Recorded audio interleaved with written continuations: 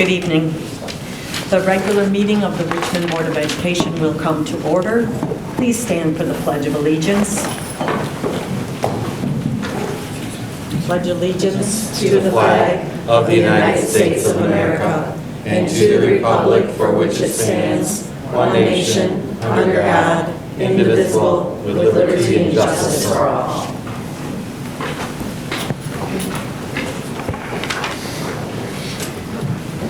Ms. Sherry, our mission statement, please. At Richmond Community Schools, we provide a quality education that empowers students to be successful in a global community. Thank you. Our roll call? Candace? Here. Sandy? Here. Deb? Here. Angela? Here. Danielle? Here. Margaret? Here. And I'm here. We have a quorum. Thank you. Before we approve our agenda, we need to make two changes. We are going to be removing item B under the presentation, the human growth and development, and that will be at our next meeting.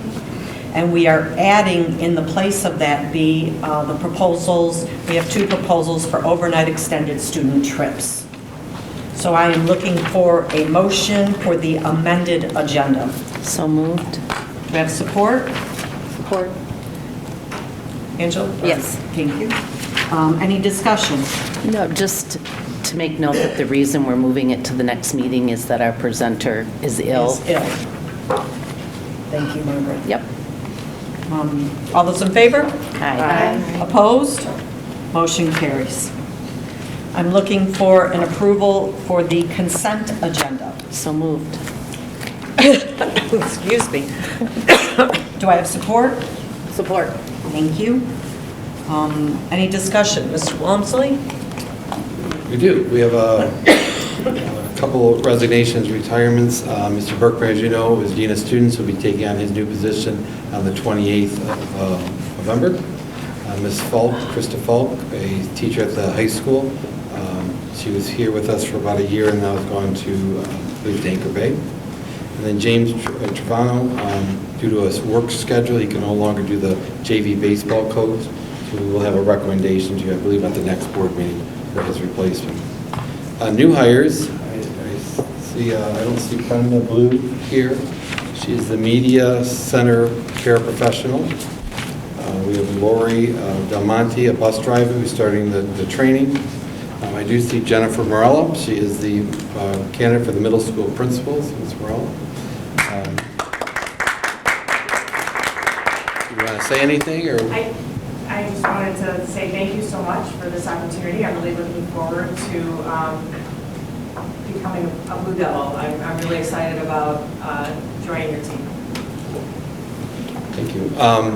Ms. Morales, just as in your backup, has experience as a principal currently in another district, as well as many years of teaching experience in that same district. Mary Beth Musket, a preschool aide. I don't believe she's here. Nicholas Novak was hired as a custodian. Matthew Ray is an interim bowling coach. The current bowling coach is on leave, so this will be just for this year. And then we have a child care aide position, Jenny Wheatley. There's some appointments that they've already been hired by the district. Brandy Canaday, she is currently hired as a district as a lunchroom supervisor. She will now be the 3-year-old preschool aide. Sydney Giannicola, probably butchered the name, so I apologize. She was a former 3-year-old preschool aide. She will now be the GSRP preschool aide. And Miranda Zagathi, she was a former GSRP teacher. She's moving to the 3rd grade teacher position opening. Mrs. Walters, who has that position, has moved to the Title I position. So I had nothing brought to my attention regarding the minutes from the regular meeting on the 24th or the special meeting on the 3rd, and I had no questions that were asked regarding the claims and accounts that are in the attachments. That's it. Anybody have any questions for Mr. Walmsley? Yeah, just one. So with this new bus driver hire, we now have 2 bus drivers in training? The one that was in training left to go to, was a Smart Bus. Less than part of the presentation, so I'm going to go over the extensive training, what they have to go through to become. Okay. But yes, one started, we hired, and they went to Smart Transit. Okay, so then now we've just kind of replaced that training at this point. Correct. Okay. Anybody else? Okay, all those in favor? Aye. Opposed? Motion carries. Okay, on to our presentations. Our first one this evening is our fiscal year 2022 audit. I'm going to pull up the...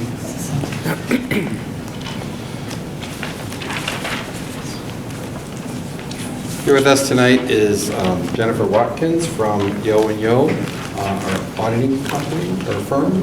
So I'm going to turn it over to her. You do have the packet that she did pass out to you. It was also in your packet over the weekend to look through. It's just a different presentation format. So. Yes, thank you. Thank you for having me. As he said, I'm Jennifer Watkins. I am the partner on the job for Richmond Schools Audit. I have been doing schools for almost 16 years, and I serve as leader of our education team for Yo and Yo. It's kind of our niche that we do in the whole state of Michigan, and I sit on MDE's committees of the 1022 group and the referent group, so I really enjoy school districts. But I will say this year has been a tough year to get school district audits out, but you'll see that throughout the report, this was a clean year for you, but we will show you guys that. You did receive 3 reports altogether. You received a large audit report, that's your financial statement. You will also receive the single audit report, that's over your federal dollars, and then this is just kind of a summary, the presentation format. If you guys have any questions as I go through, you can stop me, or I'm happy to take any at the end, or any other time during the year, really. If you have a question, you can always call or email me. First, with responsibilities with the audit, the district is responsible for the preparation of the financial statement. We really show the distinction between what is the district responsible for and what is the auditor responsible for. With the district having to deal with what is the policies, procedures, the internal controls, the monitoring, what's going on at the district to get to those numbers. And then the auditor is really that third-party look to give you an independent look at the numbers and the internal controls on your systems. The next slide goes over your opinion, kind of the audit results. You did receive an unmodified opinion, which I always say unmodified to me doesn't sound like it should, but it's a clean opinion. That's what you need to receive. That's what MD requires you to have. Overall, what it means is that your financial statements are free from any material misstatement. More on audit results. No findings overall, so no material weaknesses, no significant deficiencies, no material non-compliance, no fraud or abuse was noted. So overall, very good there. You also receive a governance letter every year, and there's a lot of items in there that go over a lengthy detail of new standards and a lot of accounting jargon. But it also covers some of this that we put in summary, that we had no disagreements with management, no difficulties in performing the audit, something to that effect would be if they couldn't find documentation, or we just could not get information timely, but we would like to know that as the board. We had no uncorrected misstatements and no significant audit adjustments. So all of those basically say a good, clean audit. You don't want significant audit adjustments that also leads to a material weakness, which you definitely don't want to have. We did have one management comment this year, which is very common this year. I have it probably about 90% of my districts is what it's called is net cash resources for the food service fund. And basically the USDA has compliance requirements and they only allow you to have 3 months of expenditures in cash in your food service fund at any one time. They really only look at your end because that's when you're audited. But what they do is they work with you for a spend down plan for that food service fund. And due to the increase in reimbursements and them allowing free lunch for everyone, and with the fact that it was very hard to get some items for the food service fund, it's just been kind of statewide an issue this year. Next slide. To go over the single audit, now this is over your federal dollars. You are considered a low risk auditee, which means we have to cover 20% of your federal dollars. You can see at the bottom of this slide, we actually covered 70% this year. So it's a tough year all around because we had so many extra programs as well, and they were dealing with so many new compliance requirements with the, which it says we audited the Education Stabilization Fund. Most people know that as ESSER or gear dollars, but there was probably maybe 10 new grants that fell into that. There was a lot of new grants. Each one had small changes, small different compliance requirements.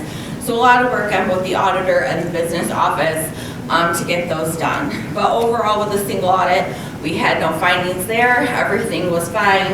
And in all of our testing, we had no material non-compliance. So overall, a good report for single audit. We did also with that, with all the additional federal dollars, we also implemented 2 new standards this year, one for leases, GASB 87 and GASB 99, but I won't bore you with the details, just a little bit more work. They've been coming for a long time and they were delayed to COVID, so this year they got implemented and they already got new ones for next year, so they just keep me in business, I guess. The next slide goes over a little bit of kind of the audit procedures, just to give you more of an idea of kind of start to finish what we do. But a lot of it is based on your internal controls. So to see kind of for every maybe dollar that comes into the district or goes out, what process does it go through, what segregation of duties you have, what monitoring you have in place, and we check all of that to then decide what's your risk assessment, and then do your procedures based on that risk assessment. We also, about midway through on this list, we always do something that's unpredictable. I always say, I've been doing it for 16 years. Tammy's been doing it for a few years as well, but they know a lot of what we're gonna ask. We ask for bank recs, we ask for fixed asset things, so we always try to put something new in there every year that's a little different. Now on to the numbers. These are, at least most of the number graphs, and graphs are snippets out of your audit report. So you do have these in kind of a more detailed fashion in the larger report. You have the different funds. The ones that are labeled are what we call major funds, and then all the others together are non-major funds, and there's a calculation we do to come up with that. General fund is always a major fund, but you can see you had total assets of $13.3 million for the total year. The majority of that is in cash and investments of about $9 million combined, and then the remainder, largest portion, is in due from other governmental units.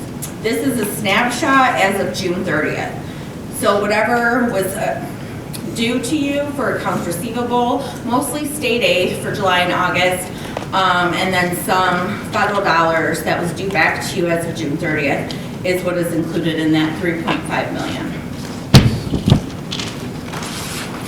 And the next slide goes over your liabilities, some deferred inflows of resources, and then all your fund balances. So total liabilities for the district was about $4.6 million. And again, snapshot as of 6/30. So your largest categories being accounts payable, majority of which is being spent for the 2020 capital project funds for things that were being worked on but not yet paid, and then your summer pay for teachers, salaries, things like that. Deferred inflows of resources, unavailable revenue, that was due to the 60-day rule, so revenue that you had not received yet, kind of by Labor Day, that's what's there, the $420,000. And then your fund balances, I always say kind of from the top to the bottom, is the most restricted to the least restriction. So overall, you can see you had $8.3 million in fund balance. 2.6 of that is for non-major governmental funds, which is all restricted or committed. So restricted for food service funds, other capital project funds, or student activity funds. And then you had 3.7 left in the 2020 capital projects funds. And for general fund, your ending fund balance was $1.7 million. And we'll give you some ratios on general fund in just a minute. The next slide gives you a budget to actual, so the original budget that you approved as a board, final budget, and then your actual variance.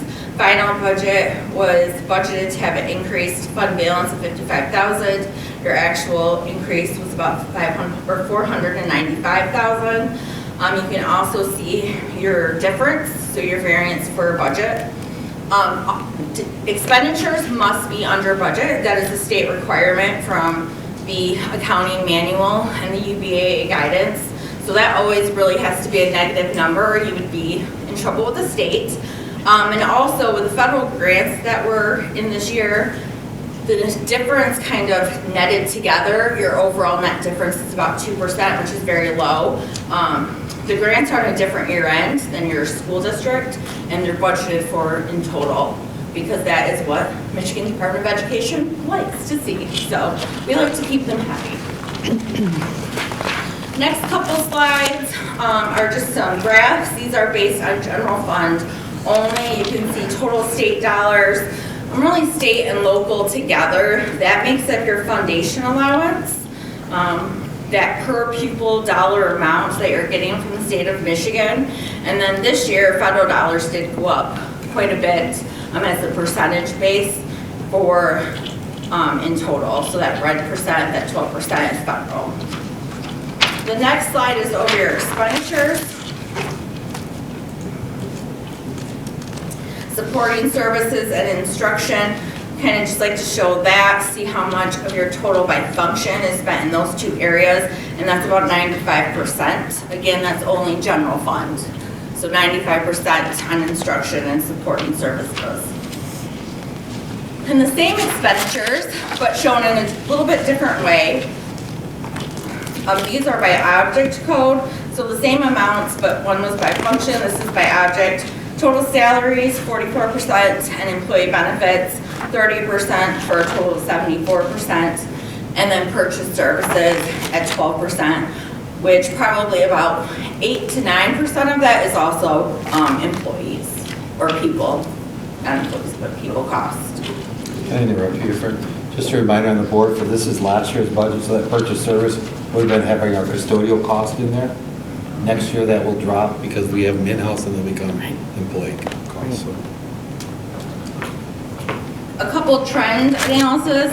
This is 10-year for enrollment trends for your total FTEs from 2013 to 2022. 22 ending at about 1,500 students. And the next slide is another trend. And I actually made this one 15-year because we were ending it at 2013, and that was a low year for foundation allowance. And I remembered slides being up here years ago where your foundation allowance was a lot more than $6,900. So I thought this was kind of a better showing of kind of where your foundation allowance has been. And in the last few years it has increased. But obviously if you take it as a percent compared to things like your retirement and your UAL costs and things like that, it hasn't been going up by the same percent, which is, you can see by this graph. Then the next slide, one more trend analysis. This is your general fund balance. The green line is your total fund balance for general funds. The blue line is any unassigned portion that is left. They're all pretty close though. Most of your general fund is unassigned. And you can see for 2022, both at 1.7 million. And then you can see since basically since 2014, you guys have been moving that upward.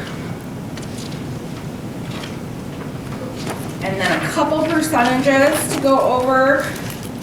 Fund balance is a percentage of unrestricted revenues. The state looks at that number. They want to make sure that's above 5%. So in those years where the fund balance was a little bit lower, around 800,000, it was below that 5% mark. They want to make sure that it's always above that. Last year was 9.5%. This year it's up to 12.15%.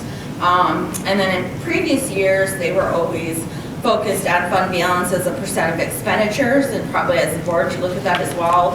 For 2022, it was 9.4% and 21, 7.4%. So both up just a little over 2%. And that is all I had, I would say. Thank you to the team. I know it was tough on the business office, as I said, this year. I know a lot of schools that, not that I audit, but other firms had a lot of trouble getting their audit out, but your audit was done and on time and to the state and no findings, so a good clean report for you. And I'm happy to take any questions. When I was going through the total documents or looking through it, there was something about you made 2 recommendations or 2 suggestions to the district or something like that was in one of the documents. The one suggestion I know of, and I'd have to go back and look, but it's the net cash resources. So we call it a management comment or a suggestion. Right. It's considered non-compliance, but we don't consider it to be a finding. Okay. So our suggestion is, which the state will be aware of it when they get the report, and Tammy was already aware of it, but it's just to work with the state to come down on that. And I don't think there was another one, but I'm not positive about that. I think there might have been 2 last year, maybe 1 this year. Okay. Okay, thank you. You're welcome. So that's the food service bid. Yeah, food that's service food fees. service, yes. And so we've already started, just so the board knows, a plan to bring that down, with looking at the evaluation of equipment that wasn't covered on the bond, that maybe at some point we need to purchase and replace it, because this would be our opportunity to do it at this point, so, among other things. Yeah, the state's pretty lenient with that. They just want you to spend it on food service, obviously. And I know one district was waiting, I think, 8 months for tables. So some of it was timing and just issues with those types of things as well. Thank you. Thank you. Can- Do you want to ask a question? No, I just wanted to say thank you to Tammy and the business office. Every year, our audit is tip-top shape, and it's because of Tammy and the people that work in the office. And so we appreciate that, Tammy, very much. Thank you. I just want to echo, Tammy makes my job very easy, because she's knows the dollars and always looking at the district in the future. So I know the fund balance may seem like a lot, but as we talked at this table, what we're putting in over time, we have positions that are currently grant funded that will be phasing out, which will raise some of those expenses, which would bring that fund balance down. We also have some positions that weren't filled that are now filled, so it's just the ebb and flow of the budget process. But thank Does you, that Tammy. have to do with the savings we put away too, like for the football field and that type of stuff? Because In we that haven't- total fund balance, you'll see on the one slide, I don't know if it shows it up here, the restricted, Yeah. is this the one right here, Tammy, the capital project, or the 500,000? It's the Down more. right there. It's probably the $100,000 one. Yeah. So in that is some of the football field that we put away, the copiers, the buses, the Computers. laptops, the computers, all this stuff that we've been slowly putting away, so that when it's time for replacement, the dollars will be there. So that's where it's at. And the reality is, it's taken a really long time. The comment she made that I wrote down, since 2014, our fund balance has been moving upward. That's huge. And that has taken us a very long time as a board and a Oh, sure. district to get to that point, to have fund balance. So there was a time when that just didn't happen. I really don't like. wanna jump in, but they used to recommend 15% for fund Right. balance at MSBO and MDE, and they really stopped putting that number out there, but that's kind of the number they gave, and then how much do you need not to borrow? But you'd be surprised, I think that, and I don't know off the top of my head, it's probably 20 days of expenditures. If you put it into the look of, how much is it for the year. And this year, with all those ESSER dollars, many districts have gone to the 20-25% this year. So when I say over 5%, that's the very lowest end that you want to get to, because then you start getting financial distress from the states. You want to always keep, some cushion in there. Right, and you always want to hope that you don't have numbers that in 2013 you had $7,204 per student, and it's 2022, and oh, we only have 8,700, and every year you never know how much money you're going to get. So that doesn't help things either That when or you're trying to take create a away. budget and run a school district. Or take away, Correct. because that has happened too over the years. Consistently. I like the number, the student count. Yep. That is a really good, where we're at and where we're going. I'm thinking, Yep. wow, our numbers have definitely gone up, so that's a good thing. Thank And I you. would just say that the actions of this board and the previous board, what you saw here tonight is fiscally sound for the district from the perspective of if you ever go for a bond in the future or refinance bonds, they're looking at enrollment, they're looking at your fund balance, they're looking at how stable is the district are you. We are in a very good spot as a district to get very good rates as we go into the future. So. Anybody else have any other questions? Thank you again. Thank you. Okay, our next presentation will be the proposal for our overnight extended student trips. So let's start with, come on up, we'll start with you, Josh. We have a trip in your packet for Traverse City. So Mr. Presnell is our varsity basketball coach, so if you can tell us a little bit, I think this is your first time coming up here, isn't it? Yeah. So tell us a little bit about your trip. We're not going to do anything. All right, I'm Josh Presnell, I'm the boys basketball coach. First, I want to thank Mr. Lomsley and Mr. Trim for getting me onto the agenda, a little short notice. We're departing December 2nd at lunch, hopefully. Coming back December 4th. We paid for the trip already from our outside basketball account. There will be 4-door room, all the coaches from my staff, which if you've ever been to a game, you have a lot of coaches. So we'll have proper supervision. There are bedtimes and bed checks. We'll be playing against 2 top-notch programs in Cadillac and Traverse City St. Francis. And it's a great opportunity for our kids because there are plenty of kids on my team, especially that haven't left our area. So we're going to go to Traverse City, which is really a nice area. It's great for building team chemistry. And some of our kids are possibly college or college-bound. So it's a great opportunity to show them what it's like to travel and perform the next day. That is all I have. Any questions? Anybody have any questions? Yep. Did I catch, if a child can't go for financial reasons, the program will take care of it based on fundraising, right? So that's not a problem. That's not a problem at all. And did it say in here that maybe not everybody will go? Is it a? You're not going to be penalized if they don't go. That's what I was using. If you can't go for whatever reason, okay. That was my questions. Anybody else have one on the board? I'm not Okay. looking at Whoops, I'm sorry. I'm sorry. I'm not looking at a calendar. So the 2nd and the 3rd, are they weekdays? Are they missing school for those days? They'll be missing half a day on Friday. Okay. And then coming back, they'll be coming back Sunday. Okay. Are we checking grades or anything? I checked grades all the Yep, time. it said in there, in the, how he does it. Okay, any other questions for the coach? Okay, we'll be voting on it at our next meeting. Thank But you. Can we just, What? we are voting on it at our next meeting, because that's how we do it, with presentation, and then, but the meeting is the 28th, and they're leaving on the 2nd. So I just, if we all feel that we're good with it, at least he knows that he can continue to The plan his go-ahead. trip. Yeah. Does anybody have a But we concern? won't officially vote on it We aren't until going the to vote, but does 28th. anyone have a concern? No. I do not. I do not. Awesome. Okay. Thank you, I appreciate it. Thank you. You're welcome. Along that same presentation, we have Brandon Day, our wrestling coach. This trip, he's been up here before. It seems to be an annual trip, so I'll turn it over to Mr. Day. Thank you. We have 3 trips. The only one that would require the kids missing school is December 16th. We're wrestling in a 20-team tournament at Defiance College in Defiance, Ohio.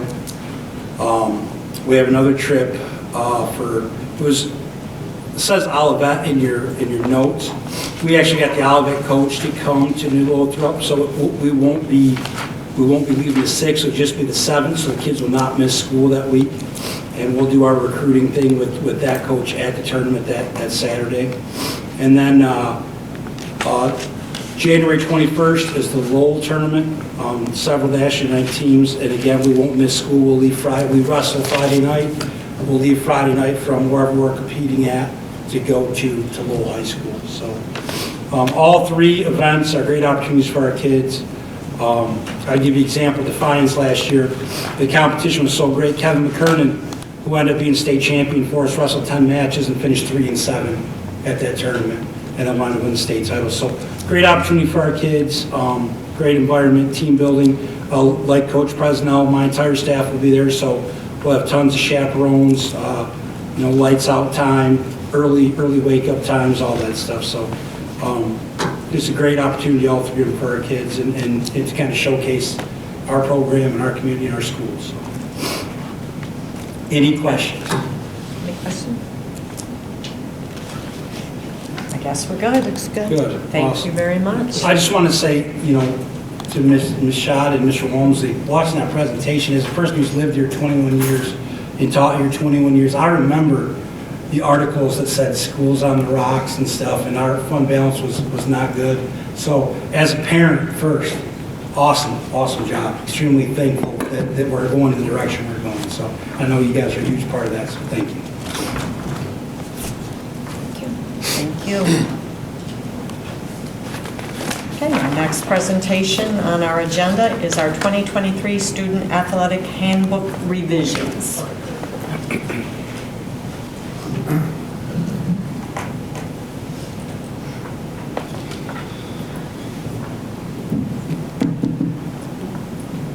So there are two handbooks. One is the student athlete that Mr. Trent will be presenting, and the second item is the coaches. Normally this is done either prior to school or in the June timeframe with the changeover in personnel and some of the things that have come up since the start of school. We felt it was important to bring it to your attention, so I'll turn it over to Mr. Trent. Yeah, so I went through both of the handbooks, and after each one I met with Ms. Szabo and Ms. Borwick at the high school as well. I actually shared the documents with them. They put their comments in it, we debriefed after, so there's feedback from them in here, there's feedback from me. A lot of the things that were the revisions that we're going to make are some things that either we've seen in my time as athletic director, or especially with the coaching handbook, a lot of the things I saw as a coach and now seeing it through the other lens. So if you've got questions on anything or why a change was made, feel free, I can kind of explain some of the backstory on those. So starting with the student athlete handbook, you're going to see a lot of highlighting where we just change numbers. There's a lot where you'll simply just see athletic director. That's where it used to say dean of students when the two positions were rolled into one. So the first revision takes place on page 6. This revision right here just adds some language about the no credit policy. So if a student receives no credit based on their absences in a class, there was some confusion about the word passing versus no credit. This just nails it down, puts it in there. No credit is the same as failing. If they receive no credit for a class, they're immediately academically ineligible. The next revision down there in section A, again, that just says if they receive no credit, they need to, in the summer, make up those classes as well as alongside the ones that they receive less than 60% in traditionally failed. So Preston, can I ask real quick on Sure. that one? So if they receive no credit in a class, their academic, let's say it's August, or Yep. it's June. Yep. So are they eligible if they take summer school? Correct. As soon as their summer school credit is recorded in Power School, they are academically eligible. Okay, Yep. thank you. This next one down here is for the students that take online classes. What I saw in some of my time as a coach is, and Ms. Vachon, I'm sure you know exactly where I'm going with this, those kids will wait till the last minute on these classes. Now in Michigan Virtual and Edgenuity, they give a number called the actual grade, and what that is they take the pacing guide, the pacing of where they should be in the class, along with the percentages they've gotten in the assignments up to that point, and it gives you a grade like you'd have in a traditional class. Before that, the only number you got was your percent completion. So a kid could be on track but have a 43% because all the points are loaded in the back. What this does is it causes those kids with online classes to stay on their online work. And it gives them some motivation instead of saying, I'm just going to wait on my online class till the end. So what they'll do is, and I'll work with the online learning coordinator each week to get that grade updated in PowerSchool as if it were a traditional grade. And as somebody that worked in that position as well, I can show Mr. Howell how to do that. So. The next one, the awards, the $40, that was a change the MHSAA made. I think it was an inflation-based thing. It used to be $25. What does that mean? So that's, if I give a kid a trophy, let's say a kid wins a wrestling tournament, and I give them a trophy, that trophy can't be worth more than $40. Oh, the school district. Correct. Giving them, oh, okay. Yes. All right, Yep. that's not how I read it, thank you, okay. Yes. So, Okay, yep. Most of the time, we're giving them medals that are worth like $250. right.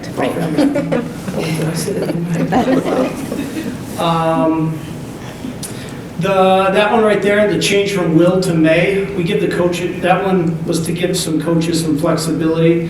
If we've got a problem with a kid and missing classes, and if there's a way we can, instead of throwing, I don't want to say throwing them away, but removing the kid from the team, if there's a way we can keep them on the team and go about another way of correcting that absence behavior, it gives the coach that flexibility. If they want to get rid of them after 3 unexcused absences, they are allowed to do that. So, next one. The consequences. When we got to a point where we had to implement some of this, it got kind of hairy because we got a decimal point. We got like a half contest. And we were trying to figure out how a half contest would work. Because like for football, it's easy. Half a contest, you sit out the first half. But if we got to, say, a wrestling tournament or a volleyball meet where you're playing a different number of games, how do we define that breaking point? Or if it's a third of a game, how do we divide a game into a third? So what this does is it just rounds it to the nearest whole contest. So if we take the total number of games in the season, divide by 25, round it to the nearest one. Could go up, could go down to the nearest whole number. The other thing it did too was, in talking with Ms. Nagel and Ms. Borwick, we had students that had to miss half, the end of their consequence was half a game. And what it resulted in was a kid on the bench or on the sidelines, and then the second half they're allowed to play. So if we got to that half game, it would just round up to the next whole game. In my opinion, it sent a little bit better message about these consequences, and your actions have consequences. And instead of having you on the sideline for half a game, you sit that game. So that was there for the first and the second offense, because both of those have some percentages with it.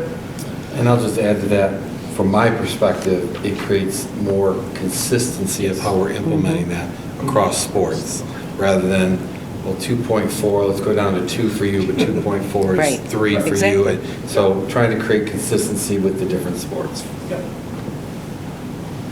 I like when things fit in like straight lines and right angles. So. But he's learning that does not always happen. I was just going to I'm say. learning quickly.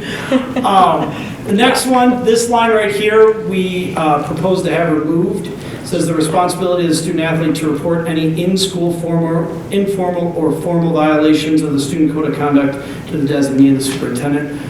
That gets reported to me anyways through my meetings with Ms. Borwick and Ms. Zabo. So it takes away the student having to report it. It just gets reported through administration. So. So you're saying you want to take that Yeah, out? there should That's be gonna a strike cross through. through? Yes. There should be a Yep. strike. And I believe that was it for the student athlete code of conduct. So.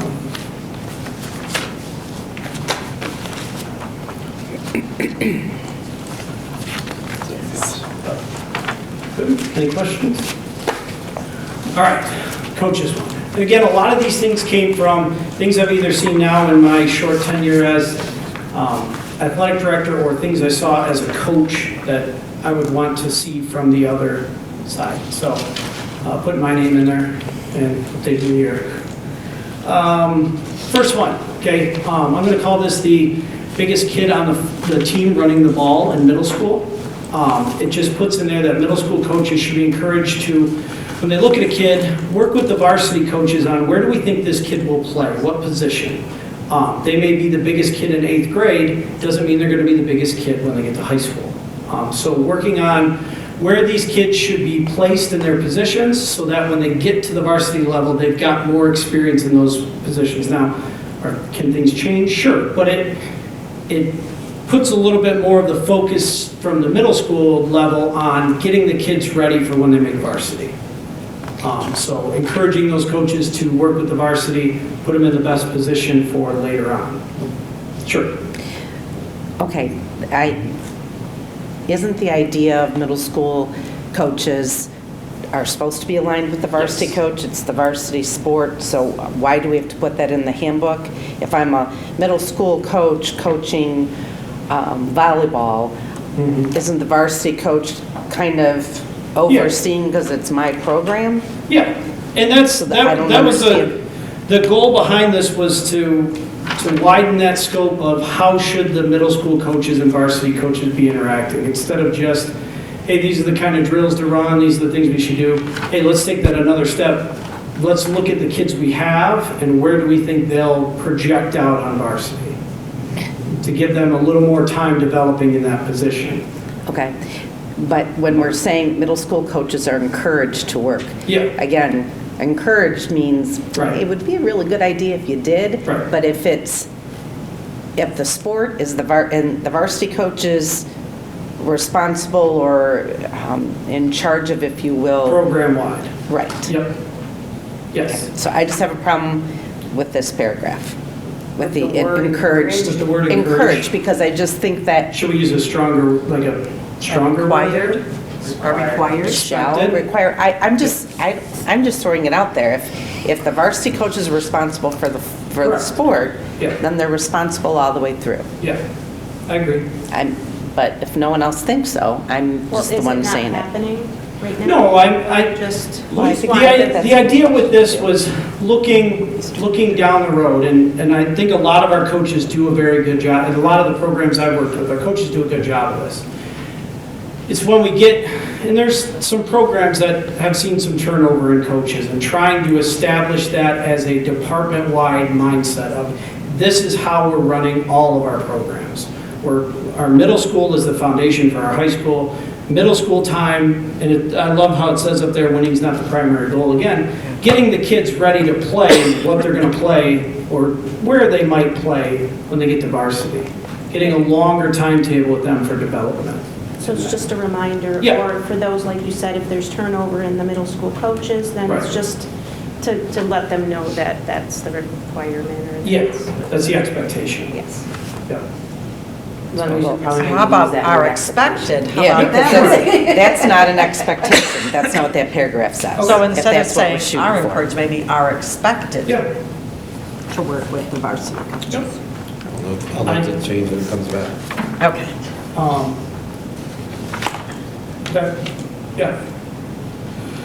Next one.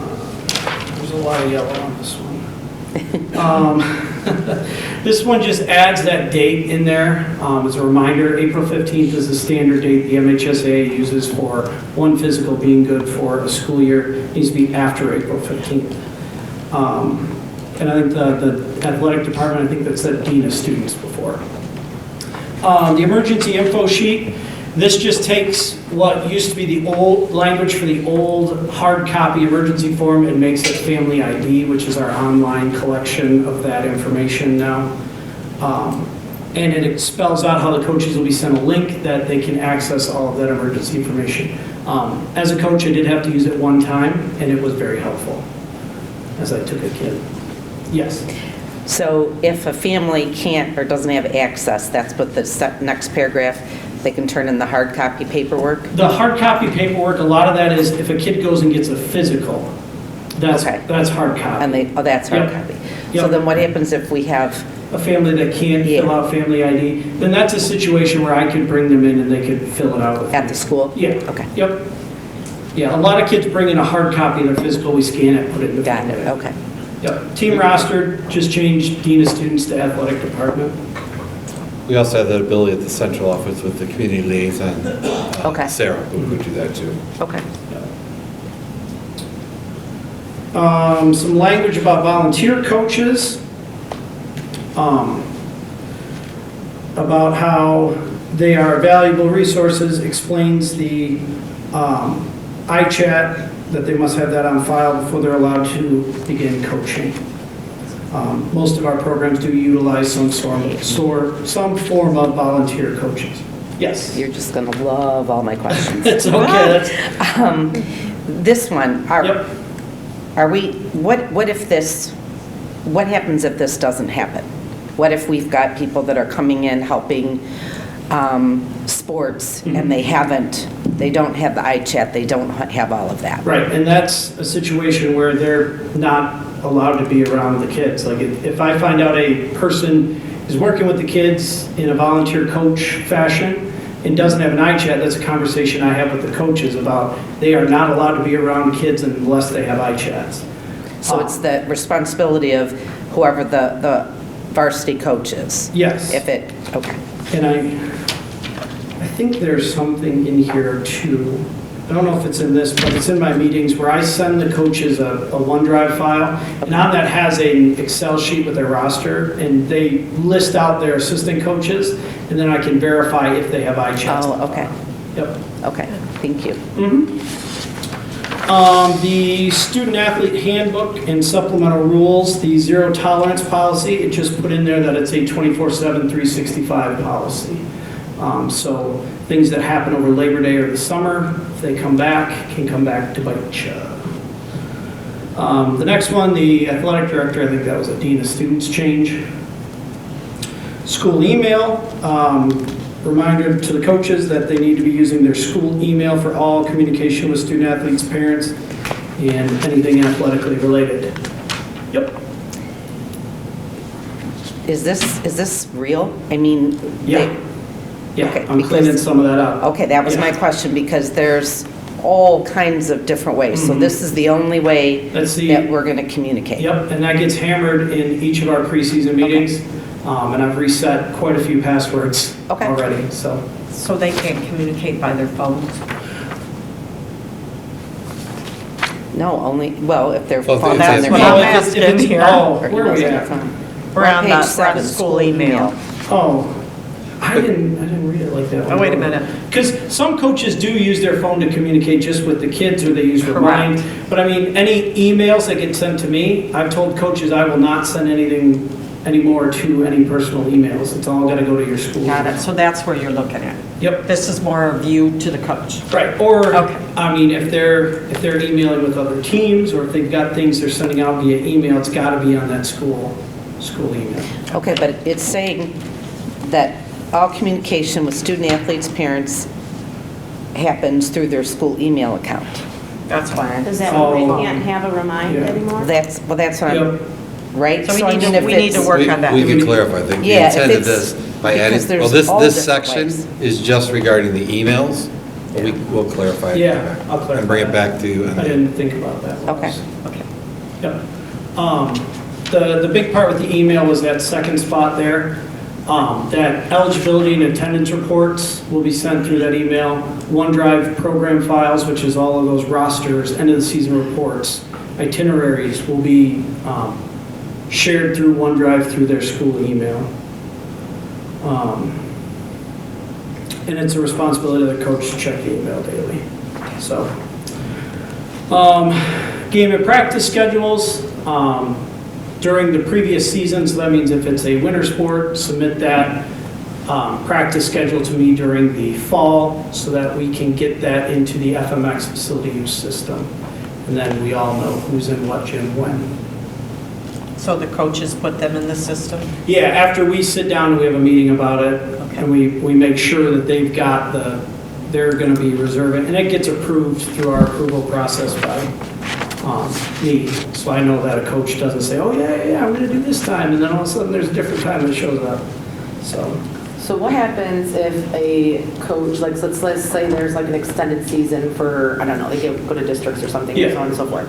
And so then they want to add practices to that schedule. Like, is this something that they have to have like that, like far in advance? No. We can work as the postseason goes on. A lot of those coaches just roll their regular schedule. And the way the postseasons are set up for the fall and the winter is there's not a lot of overlap gym usage-wise. Okay. Like fall sports would run into middle school girls basketball. Well, nobody uses the middle school gym during the fall. Winter sports would run into a bit of a dead period between spring and winter. Okay. So, and that's, as they get going in the postseason, those are conversations I can have with coaches as we go. So, practice facilities, that's just a change, again, in title. This is some verbiage about keeping our facilities clean and in good working order, and instilling a sense of school pride and responsibility in the student athletes that, and in all of my coaches' meetings, I encourage the coaches to, when it comes to cleanup and maintaining the facilities, and figure out a system to have the kids do that. And then once they take some onus of it, then there's less mess that gets made because they know they're the ones that have to clean it up. So, Good luck. we're working on it. That's a tough one. Yeah.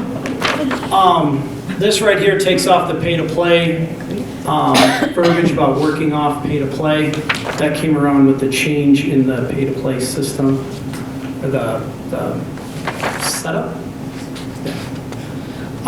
Internal accounts, that was just a change of a bunch of titles. Eligibility forms. That one's for students who are new. There's some forms they have to get out, so the coaches will communicate to me who those kids are that are new to the district, so that we can make sure that they're eligible according to the MHSAA. Rules meetings are good. Preseason coaches meetings, putting some verbiage in there about attendance with those. And if they're unable to attend, receiving prior approval and scheduling an alternate meeting. Sometimes this pops up, especially with some postseason meetings, or I've had coaches that have had to miss it because they have their regional coaches association meeting, and we've been able to set that up. And also encouraging volunteer coaches to be there so that they have an idea of how the department runs and seasons run. This preseason parent meeting, this is something that I've kind of taken and added a little bit to. I've encouraged coaches to have their parent meeting right after our district parent meeting. So previously it was just, hey, parents come in, athletic director gets up there and talks, everybody goes home half an hour later. Now we've got some coaches, especially in the fall, some coaches took advantage of it. I get a classroom, there's a slide at the end that says, hey, if you're in any of these sports, these are where the parent meetings will be. For parents that have got a split time or coaches that don't have their parent meeting that day, they provide me with an information sheet that I can make copies for, and parents can just grab the ones they need on their way through. And it has the date and time of the location of their parent meeting if they're not doing it that day, contact information, first day of practice, practice times, and any other important information from that parent meeting. So if they can't be there, they can have a sheet for it.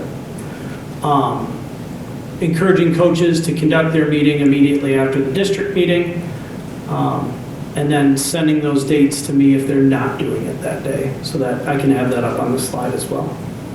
So we had, especially in the fall, some teams, I know volleyball did it, golf did it, tennis did it right after the meeting, and they said the turnout was pretty good.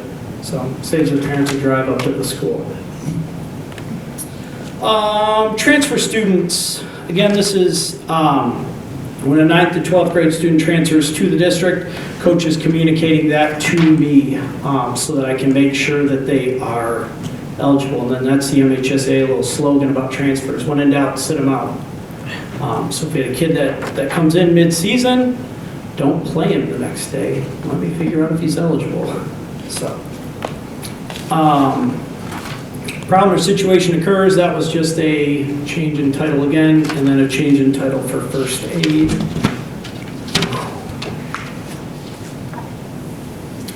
This one, academic checks, coaches will be notified through their district email.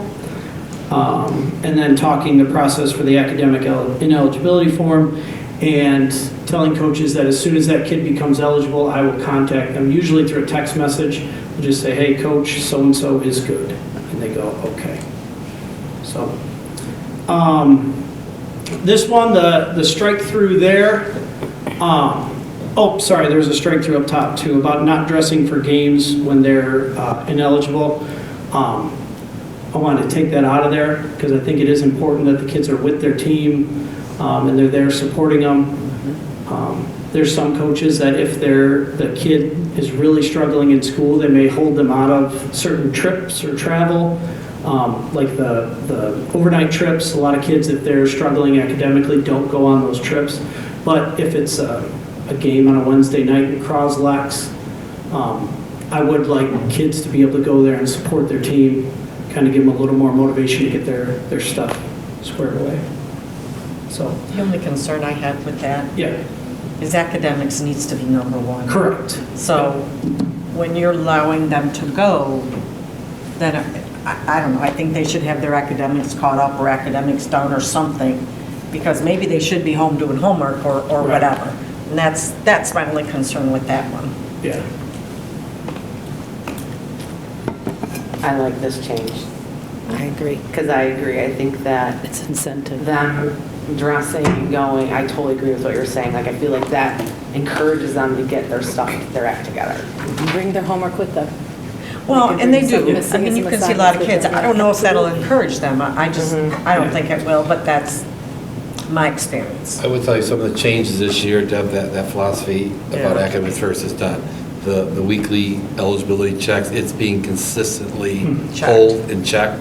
Okay. And the idea of the online courses, no longer can you just sit and now, Right. instead of 6 classes, I'm only gonna worry about 5, you gotta Yeah. worry about all 6 and stay focused on that.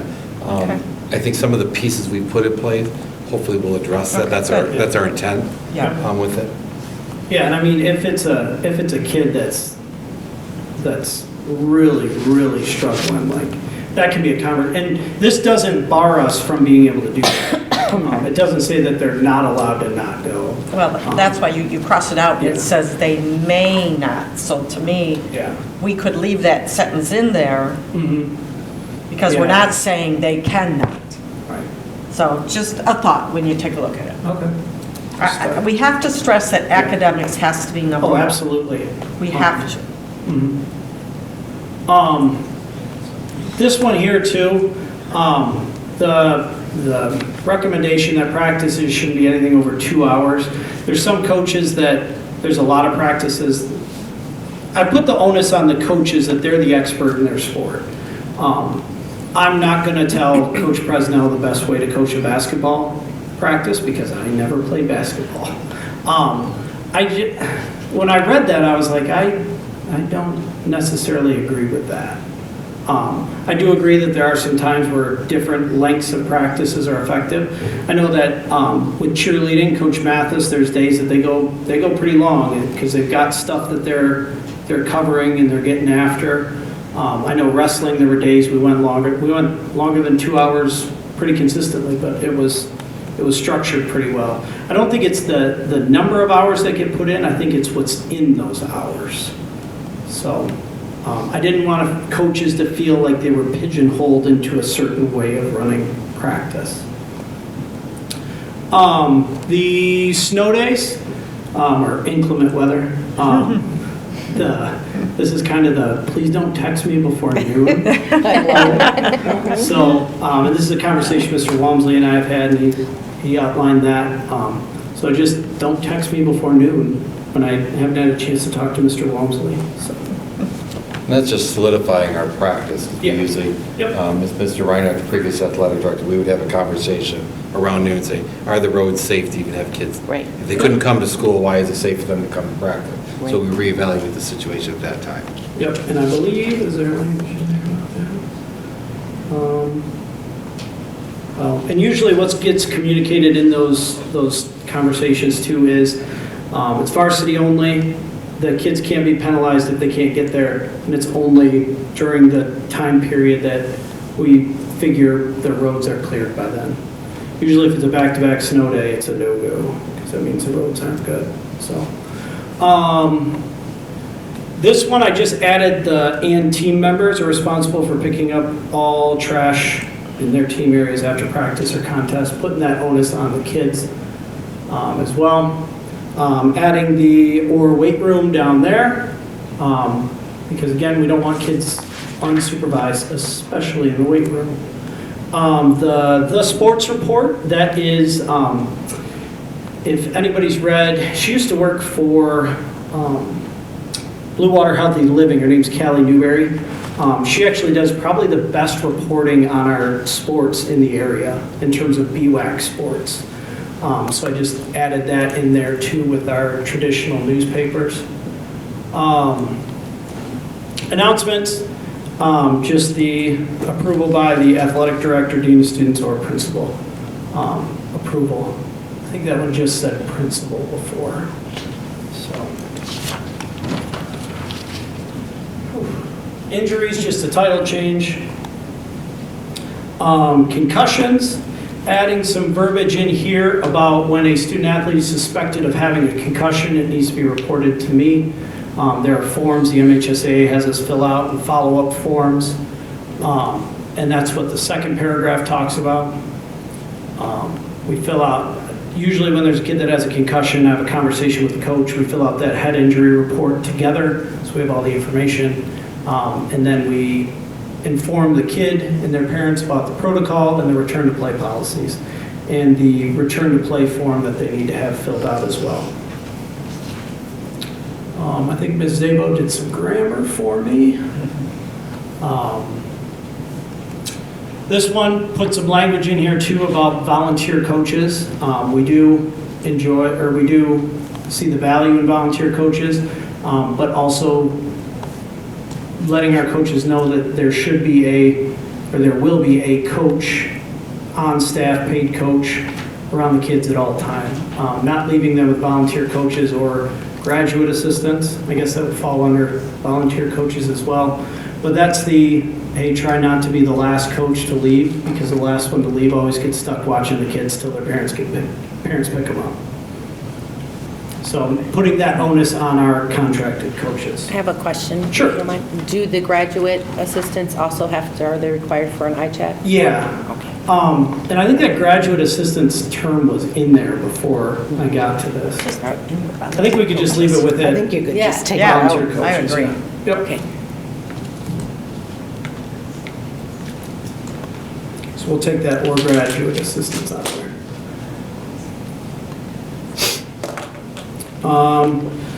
Coaches, where's that one? That was in red. Was that supposed to be a strike? Supposed to be blue, no. Okay, sorry. Coaches are responsible for riding the bus to away events with the students, making sure that the bus is supervised. Building use, I think that was the old facility use form that was in that spot, so we just changed it to FMX. Some language in there about exterior doors not being propped open. This causes issues for the HVAC system. It's also a security concern because people see a door that's wide open. With our new system, Ray Lynn, my secretary, does an awesome job of taking practice schedules and programming them into the door system so the doors remain unlocked. Just like the old school style, the coach taking the key and rolling it so it just pulls open. Now we can do it from our system, and then we don't have to worry about a coach forgetting to roll it on their way out. So, not propping doors. More change to just athletic director. This clause in here was something that has been past practice and been one of those things that we've we've communicated between coaches and an athletic director. If there's a reason why a coach would not be able to ride the bus, if they needed their car there for some reason, just putting in that they must arrange for another coach to ride the bus with the team. In the past, it's been needing your car there in case, or a coach coming from something that was unforeseen or they couldn't avoid, or that they need their car there in case of an emergency, in case something happens. Giving the flexibility with that, but again, that needs to be arranged with me in advance, and we need to make sure that that bus is supervised. Doesn't that contradict what you said earlier in regards to a coach actually being present with the students at all times? It says on there they must arrange for another coach. This one, it says they must arrange for another coach. So it could be an assistant? Yes, Or- yep. But, So But a this paid- just means, yes. Okay. What this One of our just means paid is coaches. every coach doesn't have to be on the bus if it's something that's arranged beforehand Okay. because of some extenuating circumstance. Our bottom line is we do not want a bus of kids. Right. That the transportation Right. driver has to monitor them. Their eyes should be on the road. Check the wording of the second Yeah, sentence. it should be They must arrange for another coach be ride the to bus. ride the bus is To what ride we're the supposed bus. to say. I was a science teacher. My specialty. I'll have to talk to Sable about that too. That got past her too. She missed it. I know. I think they took anything, et cetera, out of there. Where are we at? Collection of equipment. Putting in there, kind of giving student athletes another bit of motivation to get their stuff taken care of, that they won't receive their postseason awards until their equipment's collected. Give me your football helmet before I give you your varsity letter. And making sure that if equipment is lost, that fee's added to their Power School account. And we're working with coaches on developing an inventory sheet that works for each of the sports so that we can, as a department, using that OneDrive, make sure we know what's in our storage rooms and what we may need to replace down the road. So, and then that's the inventory sheet. And some more changes in title there. I think that's the rest of the page is just title changes. Awards. The awards. Yep. Striking that. Oh, We're taking it out. Yeah, where's that? Oh, yeah, so the all-state plaques, those are the old gold plaques that we used to have down by the gym, and we've run out of space for them. So there are things that we're working on in order to honor those students in a different way that doesn't take up the entire hallway. So just striking that from the handbook. The other aspect on this one is the athletic boosters are their own 501c3 organization, so we really can't Yeah. dictate what they spend their dollars on as they are their own organization. So, but there will be a plan coming to you, I believe we're planning in January, about a different way we recognize, because we are running out of space for all the awards and recognition. So that will come to the board, and I believe we're planning in January. Varsity awards, again, this is done through their OneDrive. There's a form they fill out so that when we go to make their awards, we've got the fall, knock on wood, it went pretty slick. So just making sure that that's all in the OneDrive. Preston. There's another- There's another typo, I saw that too. Okay, okay. Int. Yep. It's my fingers one word ahead of where they should be. Summer camps. So this was a lot of stuff that, some policies that were communicated last year towards the summer, and making sure that our coaches know before we start scheduling anything, these are going to be the expectations with summer camps. The first part, encouraging coaches to schedule team camps, building team chemistry, building that skill development, keeping the kids active.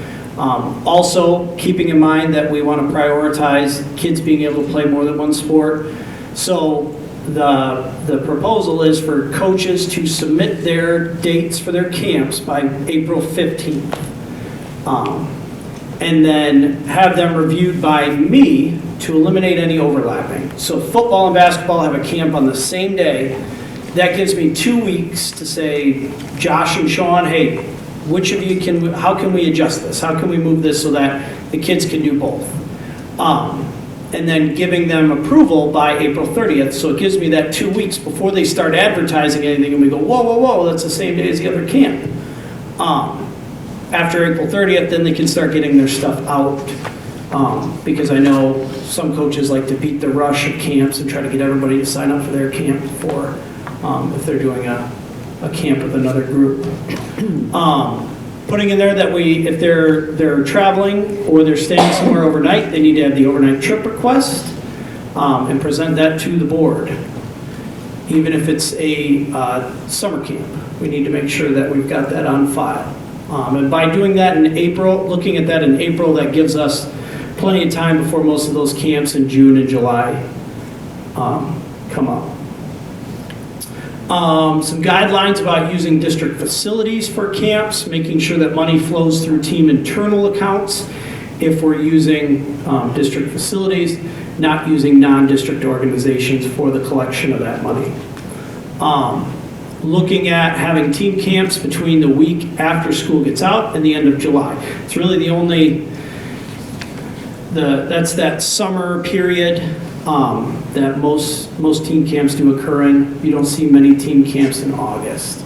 And even if we didn't do it in August, that starts to get into fall sport practices, and then we're taking away multi-sport opportunities.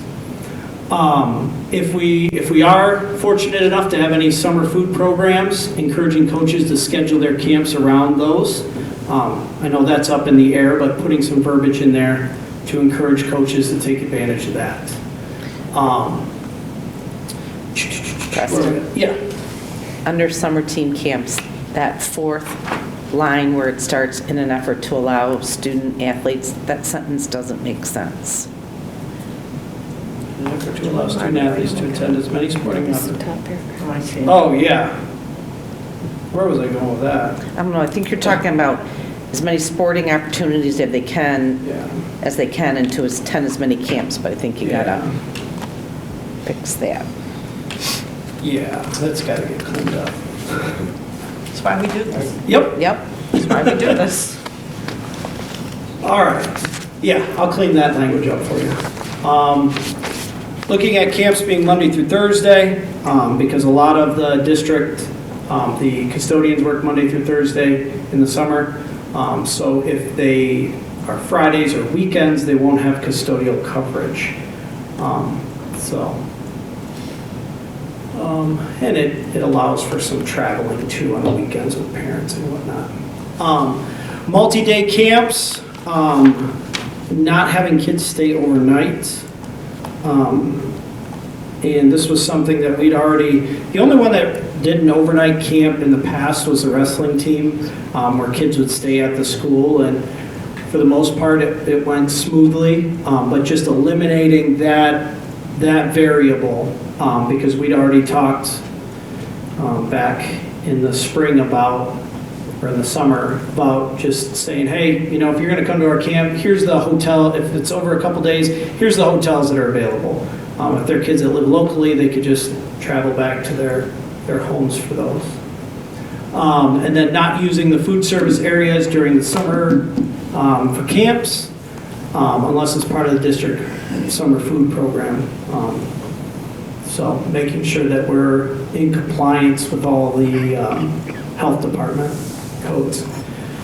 Youth camps, some of this is similar to the summer team camps, but these are the camps that teams would run for younger groups. Great way to build enthusiasm for the sport, build numbers. We encourage coaches to have one youth camp over the summer, and I think a lot of teams took advantage of that. And again, a lot of the utilizing the facilities there, scheduling them the week after school gets out through the end of July, and the approval process for that helps to only put one camp per week so that all these little kids that don't know what they're going to play when they become teenagers can go to soccer camp, and they can go to football camp, and they can go to basketball camp. So again, encouraging that multi-sport participation. Where's that? Where are we at? Scheduling camps between 8:30 and 11. Time to take advantage of summer food programs. Again, Monday through Thursday for camps. And again, any money collected for these youth camps, I know a lot of teams use these as fundraisers, making sure that flows through team internal accounts if we're utilizing district facilities, and not using outside organizations for that. Good. Okay. Title changes, page 23. Adding the verbiage in there about parent-teacher conferences, because this pops up twice a year. Planning practices around the conference schedule if the coach is a district or a school employee. So if it's a teacher in the school and they coach a sport, they're still expected to be at parent-teacher conferences.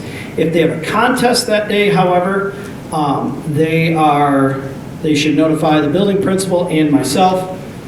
I would know because I've got the schedule, but notifying the building principal, I'm not going to be here, I've got this game on this day, and then notifying parents that would want to schedule a conference during that time and making alternative arrangements. Scheduling, there are some coaches that like to have a pretty heavy hand in their schedule and seeking out different levels of competition, so encouraging them to do that. But then bringing that back to me so that I know what games are being scheduled, so that I don't book something and then, oh, these two coaches already set a game up for this day, and then there's a scheduling conflict. Volunteers. Putting some verbiage in there about volunteers being essential to contest management. All coaches should share the sign-up link posted on the school website. Each season, we make a new one with a tab for each sport. Volunteers have been hard to come by this year, so we've been doing our best, different ways, offering them team gear or athletic passes, but working with the coaching staff and the athletic directors to cover those positions if we can't find volunteers for the positions we need to just get the game running, ticket takers, scorekeepers, scoreboard, etc. And then encouraging coaches to come up with ways of thanking these volunteers for their time. Emergency assistance, just putting in there the verbiage about family ID. Coaching stipend, that's a title change. And I believe that's it. I'm sorry, Sure. can I go back? Sure. All the way back to the student one. Yeah. I was gonna save all my stuff to the end, and then I realized there was a lot, so I Oh, was yeah. gonna be able to do that. Sure. But, What page are we looking at? So I'm not Okay. on it. I think it was at and it was one about the students not having to report their, Informal or- conduct Yeah. to the coaches, because you already get that report from the building administrators. Yeah, that one was for in-school stuff. Yeah, so, I don't see the harm in them having to report it to their coaches. I think that gives them like a little sense of accountability for their actions. So is there a reason why we're taking that out? Like, is that becoming like too much of an issue, or? No, it was really the idea, that one came up in my conversation with Ms. Zabel and Ms. Borwick about how in-school formal and informal offenses get communicated. Right. Get communicated anyway. But I so. think that if the student has to tell their coach. Well, this "Hey, I did right here this." just has them telling me. Oh, they. Yeah, it just okay. says the designee of the suit, which would be that. Okay, all right, gotcha. So. Okay. The other piece is if they don't, then what happens? Right. Yeah, okay. Yeah, because, I mean, then it goes into, well, did they tell them or did they not? And it just kind of, Okay, all right, fair enough. I would venture to say that any student that gets in trouble, they're going to have to face their coach and tell them Right. they can't practice. and we've had a couple of these pop up already, and usually the conversation goes, in-school offense, they meet with the principal or the dean, then I usually get brought in on those, and then I let the coach know right after that meeting gets done if there's consequences that are being levied. Okay, gotcha. So, Yeah, I would just think that some of them are probably a little more leery of sharing that information with the coach than they are even their parents. oh, it gets to the coach. Yeah. Make sure. It does. So. Okay. Does anyone have any other comments, suggestions? Thank you, Mr. Preston. Chairman. Thank you. Thank you. Our next item on the agenda is a transportation update. We have our transportation director, Susie, and our dispatcher, Lori, who are going to come up here. Part of this presentation is we've had, as you know, some communications, whether it's a podium, emails, just transportation, and it's no secret, we are in need of bus drivers. And if you drive any district, I think there's one in Macomb County that isn't hiring drivers at the moment, but Susie will explain that. So here's Susie, our transportation director, so I'll turn it over to you. Are you switching on me? Oh, there you go. That's what. So the steps. So you can see all the steps for a new driver coming in. It's a long process. The first one is after I interview them, I send a recommendation if they want to move forward, and they go to see Jamie for the iChat and the background check. And then they go for the fingerprinting and hiring paperwork. We are having them come in so while we're waiting for all the paperwork, they're going to come in and the driver we have currently now is studying the CDL manual and just getting an idea of the bus, the pre-trip, getting familiar, riding on the bus. Obviously, they're not driving until they have their TIP. So she made her appointment for the Secretary of State like for next week because they have 4 tests that they have to pass before they can start driving. So at least now it helps the new driver coming in to see the bus and understands when they're reading the material and memorizing. And it seems to be working because she seems very gung-ho now and very moving pretty fast for the next step. And I already registered her for her class in January. She has to do that last for the beginner bus driver, which is at the end. But those spots fill up and they only do them every 90 days. And she can't drive until she has the class. She can drive on a route as long as like I'm with her or another driver. Yeah. So then after the Secretary of State, then they do the clearinghouse, and once that comes back, that's a query that's run through for the driving record, anybody that holds a CDL. They go for their pre-employment physical, and then they start their actual training, driving the bus, learning all the skills that they need for when they go for the road test. And then the class at MISD or Wayne Risa, whoever has availability for the class at the time we need it. So from start to finish, depending on each driver is different how fast they learn everything and they catch on, and we know they're ready for the road test because I don't send them to get tested until I know they're 100% confident and they know everything and they're comfortable with being behind the wheel of the bus. It could take 2 months. So now you see when somebody comes in and interviews, they can get deterred and say, oh, you know, I don't have that much time. They want something. They want a job now. They want a job now. So when Tammy suggested bringing them in and doing everything while they're waiting, maybe will grab their attention and they're starting. They might not get paid right away, but documenting their hours. And they'll get paid once they're cleared, but they're logging their hours, so they're coming in, learning that manual, going out on the bus, kind of learning the ins and outs, why they're waiting to go into Secretary of State. So sometimes they come in and they have to wait like 3 weeks before everything's cleared, and they lose interest and go somewhere else. So are they not being, so they're not being paid while training? No, what we do is, you're looking up here, we're basically paying almost everything Yeah. prior to that. Okay. So if you look at it, we are, the only thing they pay is the initial permit, $70 for a new driver. And board policy has every employee pays their fingerprint. But when you look at it, the district will reimburse that licensing cost when the process is completed. We document the hours, so we will have them paid training, which Okay. could be 40 to 50 hours when you're looking at that. We will pay for the road test, 100% the first time. If they need a second time to take it, we pay 50%. If they need a third time to take it, we pay 25. After that, we don't know. So So we basically, are- the training is being paid, it's just Yes. being paid after everything's done. Once Once they it's all- can be a driver, Okay, gotcha. then we're issuing all the payment for it. Right, it's waiting for all the paperwork. So Right. once they're on the payroll, then they can start, swiping in and out. Right now, I'm just having to write down the time when she comes in. We're logging it while I'm there. She's coming 8 to 11, which is like her training period anyhow. Okay.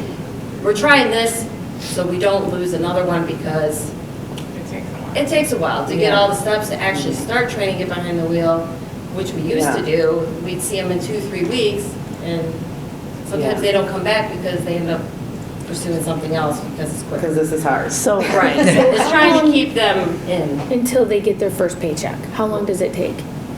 It's just Their 2 months. first paycheck, Oh, it takes a month. a good month. Yeah, I would say a month. And that's if you fly through all the classes and you're just, Right. okay, so when did you start this initiative for the paid training? Is that something new we've started? We've done Always paid done that. training, we've done paid You've training. always logged them, but they don't get it until they've completed everything. No, we used to wait till everything was clear. They had their TIP, then they would actually come in and start getting paid. So, but that could take, depending on that person and how fast they go and get their TIP and do all the paperwork at the board. 2 months, you're saying? It could take, well, it just depends, yeah. Yeah. So then after And that getting 2 into months, the is that when they would secondary receive their, Right. their, So now, she's not getting a check right away, but. But now we she's give- got Susie holding her hand. right, well, and she's Stop, still got that right? money nesting there until I'm saying she's it's here, done, yeah, and I yes. said, as soon as you're cleared, as soon as you are, on the payroll system, Angela will, put your hours so far that you worked into pay, so you'll start getting a paycheck faster than waiting till she had all the paperwork and then Right. coming in and starting the process. It's We're trying it definitely a this good way to thing see if market. the incentive Yes, helps, and it seems like it's helping because she's already excited. So, excited and ready to take her test. So the 40 to 50 hours of training in the bus yard, we're doing that. Yes. We We have trainers that, We have, our drivers are trainers, Yes. and we're doing that in-house. yes. So then the course, that's only offered every 90 days. So and this is courtesy driving school? No, that's. Am I reading this? Or that's where they do the road test? Like the MISD or Wayne. So the MISD only offers that every 90 days, and everyone in this county can't find bus drivers, and we're only offering courses every 90 days. Isn't that interesting? Yes, I and wonder if there's she did anyone say they here would who add works for the classes if ISD they had a that high could ask that demand. question. Yeah, I asked her and she said, when they get a high demand. Who'd you talk to? Teresa Upina? No, Katie Hofford at MISD. Oh, Katie Hofford? Okay. But we have offered, they go down to Wayne Reese, we will pay the mileage for them. But to that's go down. only every 90 days? So I can come in and I do all this, but I could still wait another 90 days before I can even... Right, and then those classes fill up, so as soon as I know, I kind of get a timeline in my head, like I talked to her today, they have a session in January. I already saved her a spot because they only take up to, say, 30 students in the class. So I already reserved her spot, but she has to have her road test done, so we're aiming for the end of December for the road test, and then she's already registered she'll get her bus driver class, so then that way she's ready to roll on the road by the end of January, and I can bring that route back. That's the plan. But you have to have everything in a certain order. If So somebody other- already I'm sorry. Go ahead.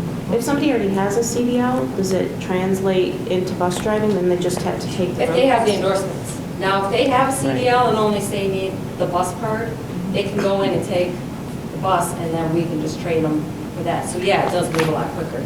But if you have somebody that is coming from nothing, it takes a lot longer. It'd be like when we get somebody that comes in and as a CDL or coming from a different district or whatever the reason may be. Because then we just have to train them for what we do. What we want to at have. our district. Yeah. Are the other districts doing the training as well? Because, I mean, Most could of they them, yes. potentially get trained with us and decide to take that training then elsewhere and make more money? Is that Oh, they could. all the time? We So Or- talk that's- about that all the Or time. we get them trained, they're on site, and the route's only 4 hours, and they go to another district, which is an 8-hour route. Right. And that's part We of take our... that chance. Right? Is there something in their contract where if they leave before 90 days, they have to reimburse us for that testing that we're paying for? No, there's nothing in, I know some districts have that, that where if they sign on, they have to work a full school year, but we don't have it in ours. Because that might be an incentive too. I mean, if you could, on the front end, start paying them right straight away, and then once they get that certificate, if they were to leave, then they have to reimburse, or you hold their last pay or whatever too. That way they could start getting paid sooner Right. for their time. Yeah, that does make sense. So this,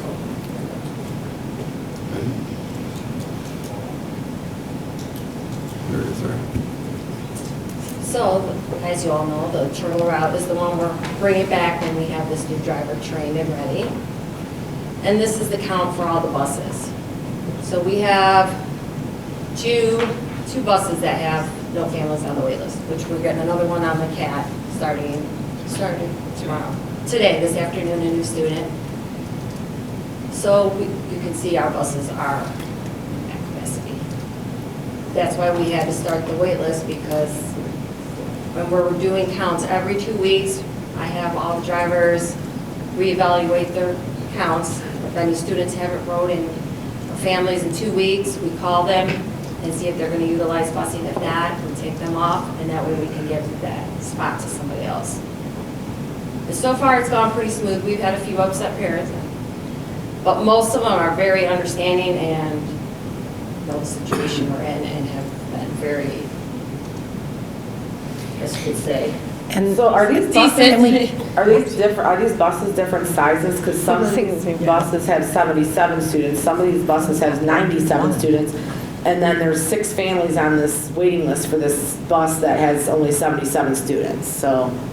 They're all 77 passengers. These are like, Oh. who are registered, but They don't ride obviously every day. they're not all riding at once. That's why we're not adding any more onto the route. Okay, all right. If for some reason they all rode, yeah, we would be hurting, in trouble. That's why we're not adding no more, just because Right, we're that makes taking a sense. chance. I see, Yes. Absences. yeah. that makes sense. Absences, sports, some only ride Monday, Wednesday, Friday, some ride Tuesday, Thursday. So Right, I get that, okay. that's, I just wanted you to see kind of what we have on the routes and why we're not adding no more. And then I get on the wait list because in the beginning of the year, I decided I didn't want to use transportation, but now I've changed my mind. That's how I get on the wait list, That could be because I reason. didn't opt to do transportation in the first place. Is that right? Yes. Okay, Or a family moves in. Families move Like in, right families now. move out, right. okay. And all, like, everybody that was registered at the end of the school year, we kept them all on the route. Okay. And in the beginning, all the drivers called all the families, see if they were still, going to utilize transportation. Then we had the new families that came in and added Okay. them. So we'll be doing the count right after Thanksgiving, because we just did it last week. And we Okay. were able to add a few, so we'll be doing Okay. that Monday. We'll do a count week, and then we call if anybody spots open up. Do we know our more high, I know we checked at one time, do we have more high school kids riding than what I would say normal or usual? The is the abundance on It's the late. buses. Yeah. High school, not so much. A lot of our riders are elementary Okay. and middle schoolers. Yeah. So this new driver is going to be a whole another bus on there? Yes, that's the plan. We're actually already building the routes. When she starts driving, we're gonna have her, as she's practicing and going out on the road, we're gonna have her drive around so she gets familiar with the area and doing the student stops and turnarounds. We figured, well, that's perfect because that'll be her Right. route, so she can drive and get practice. So the goal will be to eliminate, there'll be no Yes. wait list, right, for There anybody? should not be any wait list. Because we're going to be taking students off each one of the Yes. buses to Right. put Because on the turtle yeah. route and reshuffle. When we it around. dissolved Turtle, we put Turtle, dispersed And it a onto couple. 4 buses. So that's going to open up, we already have how many back on the Turtle? We did 60-something. 60, so Okay. we shouldn't have a wait list. And that'll make a lot of families happy and students because they won't be crammed, hopefully 3 to a seat in all their seats. Right. I mean, we're still going to be full because the counts have gone up and we could use another driver and another route. But this is going to help tremendously bringing the Turtle back. So are we still, I mean, it's probably a question for Mr. Walmsley, we are still looking for another Yes. driver? Yes. Our goal is to have every bus driver filled and one in the office at any given time. So if there's an absence or field trips or so forth, that's our goal. Okay. So our goal is to hire 2 more bus drivers besides this one that's starting training? Correct. Okay. Yeah, because she drives the CAT route. She's splits between that and Debbie because Debbie drives in New Haven as well. Okay. And I'm the backup Mhm. and she's a sub. Okay. So we try to have it where we're both not on the road, but like this week, we're both on the road a couple days at the same time. So then we rely on Larry to be in the office, to answer phone in case of an emergency until one of us gets back. So that's the plan. This might sound silly, but if we were to purchase a shorter bus, is it still the same type of licensing and Yes. accreditations Yeah. to drive even that? Okay. Yep. And you And we would do never want to have, we buy. have shorter buses that we Yeah, purchase. for our special ed run and our preschool run, yeah. But in reality, you never want to buy a shorter bus. You want the biggest bus you can get for. Room for growth. For Right, the I'm amount just of saying kids. that I I'm mean, having it a just hard time doesn't. finding drivers for that level of Oh, no. licensing, if that's the issue, or, Right. No, they still need the bus endorsement and the passenger. So what is the earliest that kids get on the bus and what's the latest they get dropped off? On some buses, I know that they're different. but- 6:30. 6 a.m., 4:15, 4:20. We had to push our times up because, yeah. You're adding more Yeah, stops. Adding more stops, yeah. I know my kids were on the CAT bus and they got off at 4, Oh, okay. back in the day. Back, yeah. There, yeah, I would say, because horse bus is the last usually to come in, and she's usually coming in by like 4:35, so. She's out there though, she's out double enrollment. Right. Palms Road, so she's got a quick run. And just as a point, we are obligated to provide transportation for some of our parochial students. And it's just more of a point of reference. I don't know if people knew that, but it's just, I asked Susie to put the number of students that we transferred, so that's in that count. So part of this one is looking at, well, how do we compare with other districts? So currently, So our rates just went up for 1983 to 2042.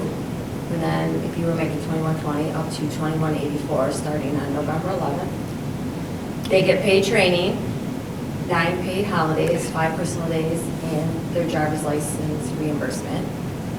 We're still looking for drivers. and we have a two-tiered system because when we began in 14, as bus drivers retired or left, we brought them back to a third-party company.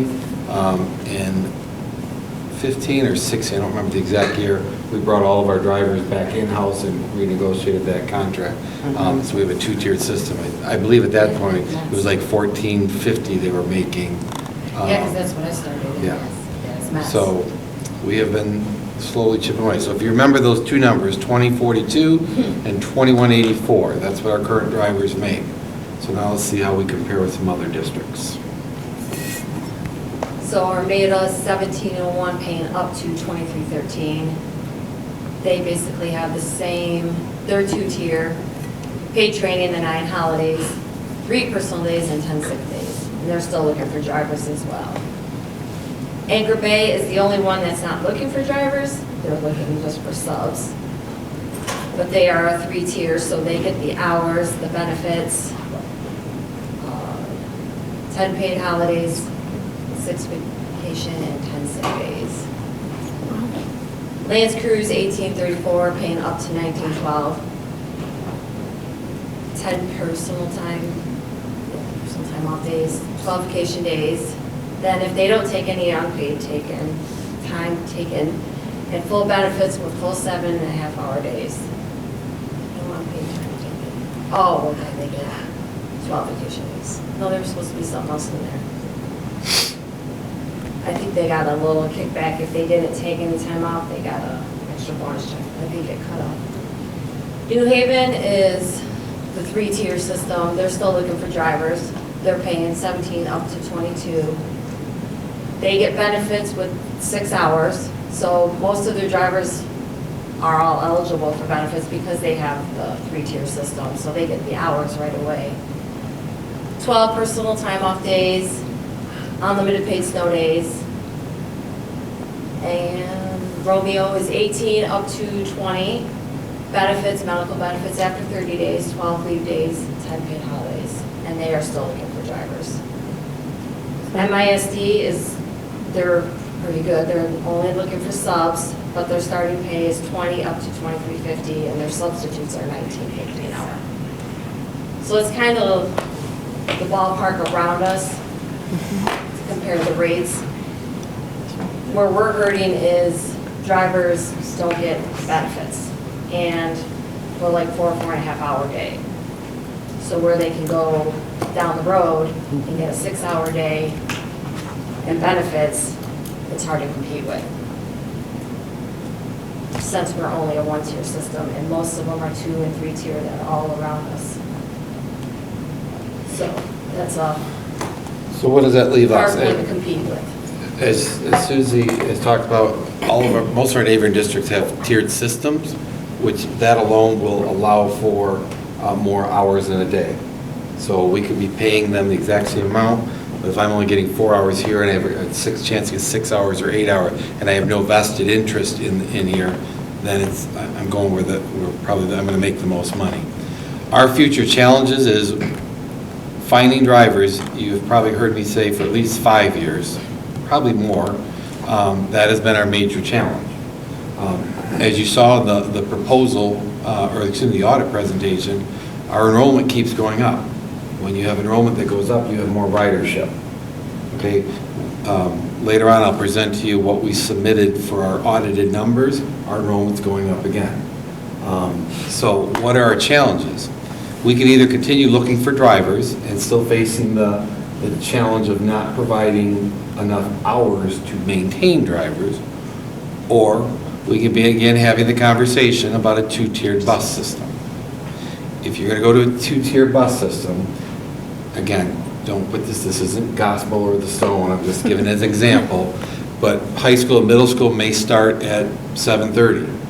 By the time the buses leave here, go back out into this district, which is a 40-square-mile district, and pick up the elementary kids, you're probably talking an hour between start times. So elementary wouldn't be able to start until probably 8:30, which is putting them out of school at our current rate at 3:30 in the afternoon and 2:30 for high school. In this example, you have the challenges for parents whose high school kids being picked up, and now you have the elementary school child at home, or vice versa in the afternoon, and just the watching. Which could increase our child care. Right. That is, child care is one of the highest in the area. It's $15.45 per hour. And so challenge that, we'd have to have more staff in child care. If you did a 2-tiered bus system, you could probably say easily your payroll, your materials, the number of tires you're going to need is going to double. Number of oil changes you're going to need is going to double. Payroll, if you're now going from 4 hours to 6 to 8 hours, your payroll is going to double. Going to a 6 to 8 hour position now qualifies for benefits. Even if you just did single subscriber benefit package, $8,000. $8,000 is the hard cap. Multiplied by 10 drivers, there's $80,000 just in a healthcare increase cost there alone. So even though it may sound just get more drivers because we have the buses, it's finding drivers in that balanced number. We have looked at we've had drivers who've gone in and done custodial for part of the time and helped up to try to give them out food service part of the time. We are as creative as possible. But this becomes our challenge. As our numbers go up, we need to look at ridership. Right now, the ridership is if you live within a mile, more than a mile from the district, basically, you're eligible for transportation. If you expand that mile radius to a mile and a quarter, you're reducing the number of eligible drivers to reduce the number on the buses. But now you're increasing the burden on parents to get their child to school. So it's a domino effect. Whatever decision is made is going to create 2, 3, 4 other dominoes falling within the organization. So our goal here was for you to think about it. We're doing everything we can to recruit drivers, get them in here. We have an excellent fleet, you know, with the constant renewal of buses that we've been going through. We have 2 outstanding mechanics. I haven't even talked about if one of them ever retires. Finding a mechanic nowadays is not an easy task. Yep. We already partnered with New Haven, where Susie is half-time director in New Haven, half-time the director of Richmond. We already service New Haven buses by having 2 mechanics here to help offset some of the costs. So we've been pretty creative. These are just future challenges, so I'm sure at an upcoming meeting, we're going to have some more conversation in terms of if you want to look at a 2-tiered system, we'll need to bring you back some more definitive numbers, and what would that look like from pickup times, drop-offs, et cetera. We'd have plenty of room on the buses, that's for sure. So Do you think we'd be more competitive if we offered, not more hours, we kept the 1-tier position, but did offer health insurance? Do you think that would keep people? Yeah, that's a or lot of, bring more incentive? Because either way, if we did 2-tier, we'd have to do the health insurance because Right. they will be hitting the hours. So what if we decided to just offer health insurance with our current system? Maybe some I mean, numbers on that. you're here, the frontliner, you're here things, so like, yeah. What is that's my a big question as thing? well. Like, is that? What do they want? What would they like to see? insurance is always the number one question. Okay. For interviewers that come in, do you offer, health insurance? And I always have to say, once, you have the 6-hour day for a school year, then yes, you're eligible. But you have to wait a whole school year.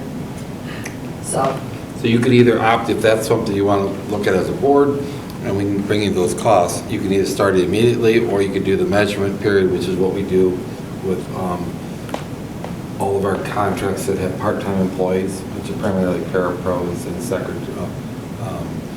It's a measurement period before they get benefits. What does that mean, 90 days or what? It's usually, is it a 12-month look back, Tammy, for the insurance package? Yeah, so if you hired someone right now under our current system and they averaged the 30 hours or more, when that average falls, they really wouldn't get it until next year under our current system. Because they aren't, it's based on the Affordable Care Oh, okay. and the measurement period for the Got Affordable it. Care. Would they be willing to do another job to equate to the 30 hours if they're only working 20? some are, yeah, some do. They have in the past, they've worked over in the food or the custodial. Like right now, because we're so short, we're actually, everyone's tapped because covering the voc ed runs. Right. We have a couple special ed runs. Yeah, and with field trips, we're actually keeping them pretty, so right now it ain't an issue because we're They're short, at so 30? we're covering all this midday stuff between New Haven and Richmond. We're keeping them moving and, And if we do the summer program again, right? yeah, we that's have 2 hours throughout the drivers summer. that did the summer school. You could have some employees who may choose not to work, but we do Right, run the there summer are a program. few that need to for work the summer. year-round. The ones that would want them. Yes.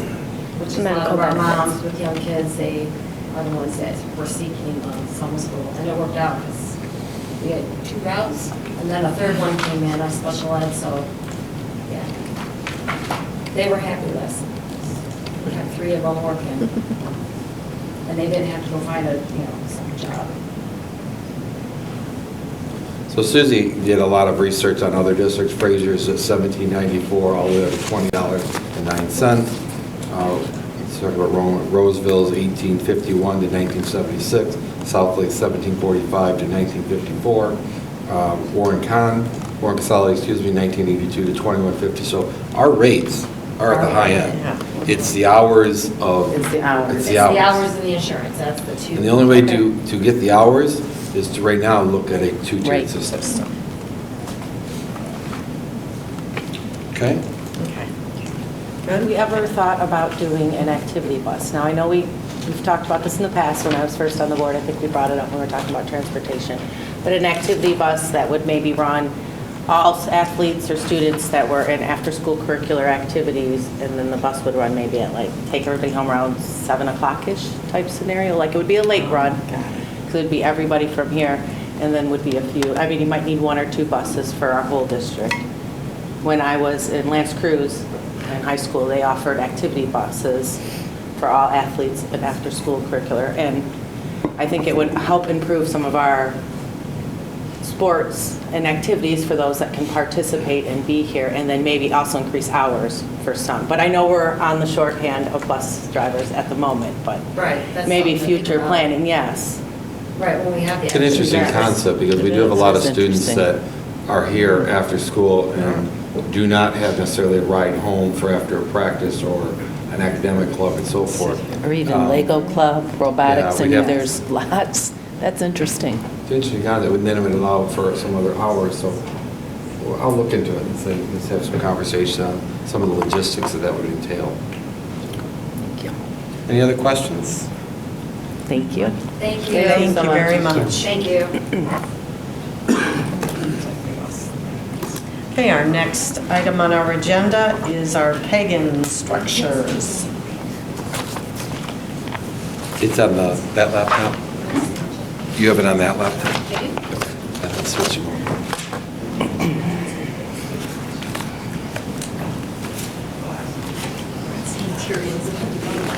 Sure. Absolutely, thank you. Fun stuff. So I'm sorry, I'm going to interrupt you. I'm not going to lie. I strategically placed this one because I knew Renee and Mrs. Barrett were going to be very excited about it. So hopefully, some of the other news that we I was gave like, you are you was gonna make us do something? not so exciting. Decision making. You didn't see the balloons, okay, in the hall. So, Okay. Ms. Staples, I'll turn it over to you and Mrs. Barrett. All right, well, thank you.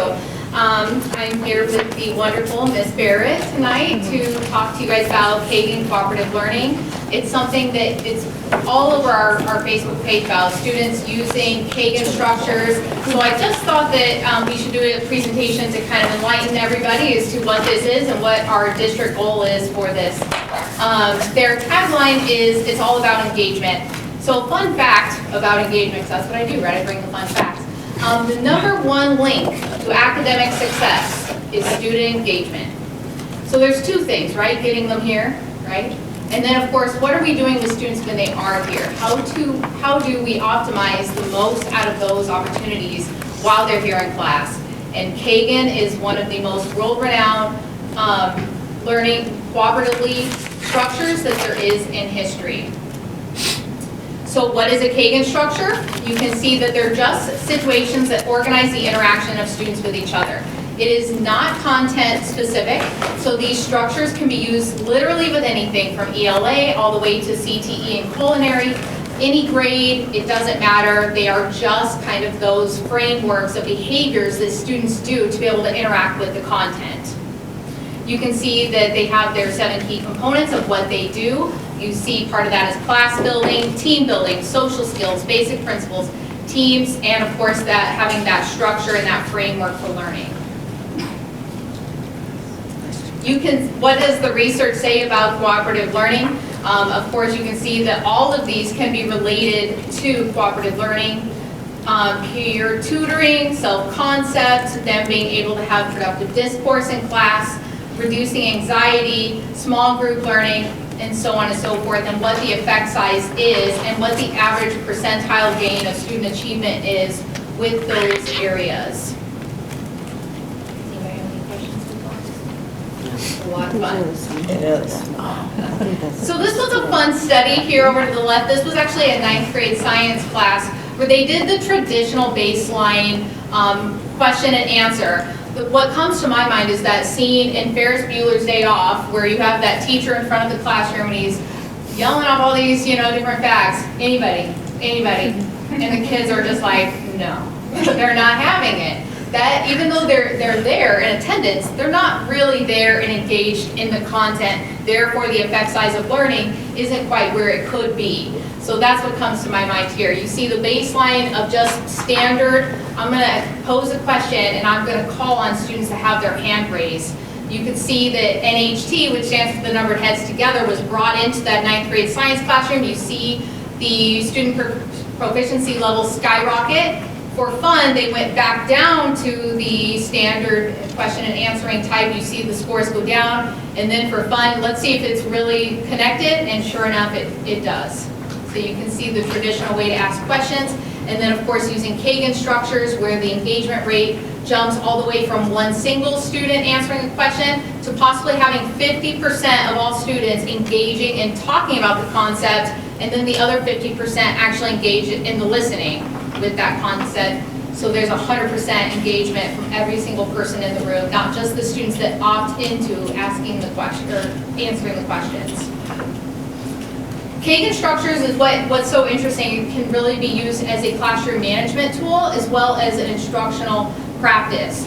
So you can see the Kagan structures, research says, decrease disruptive behavior. I love the last one, right? These are called like PIEs, you know, your positive interdependence, your individual accountability, equal participation. You don't have one person holding the weight. We all remember group projects where, yeah, you regretted that because one person did all the work and, you know. So equal participation was huge. And of course, structures are fun. They are management tools. They're there for that social aspect. Employers are looking for graduates that have high communication skills, and Kagan definitely delivers that. There are 200 Kagan structures available. So we're not going to go into all of them, but very popular ones that we've tried using in the district here. And like I said, this was a K-12 initiative, but just a few of them. And I'm going to turn it over to Ms. Barrett, who got some teacher quotes about using Kagan in the classroom this year. So thank you. So yes, and Kagan's been super. It's been exciting. You know, data is super important to professionals, and we get so excited about it, but I get even more excited when I can look at the kids and watch them really be engaged and see that on their faces and see, you know, how they're feeling. So I did put out a little email, and some of the teachers did get back with me, and I'll just let you read them, but some of them, they're very excited about the stand-up, hand-up, pair-up, and that's a really good structure. The kids love it. They're quickly meeting new partners all the time, so it's not just your best friend that you got to go across the room to be with, you know. And Ms. Dorsey, she talked about just how it has improved their staying on task with subject matter. So they're not just talking about things off task, they're actually talking about what they're supposed to be talking about, which is wonderful. And Mrs. Durst from STEAM, she loves it too. So no matter what area you're teaching, and like Ms. Staples said, it's across the curriculum. Everything works with Kagan. So, and the kids love it. So. And then this is another one that you put in, right? We have some quotes from our high school teachers that also love it. You can actually see the stand-up pair-up. So once again, you see it at an elementary level, and you can actually see it being used at the high school level, as well as quiz trade, which is being able to have that peer tutoring as well. More teacher quotes about how they are loving integrating this into the classroom.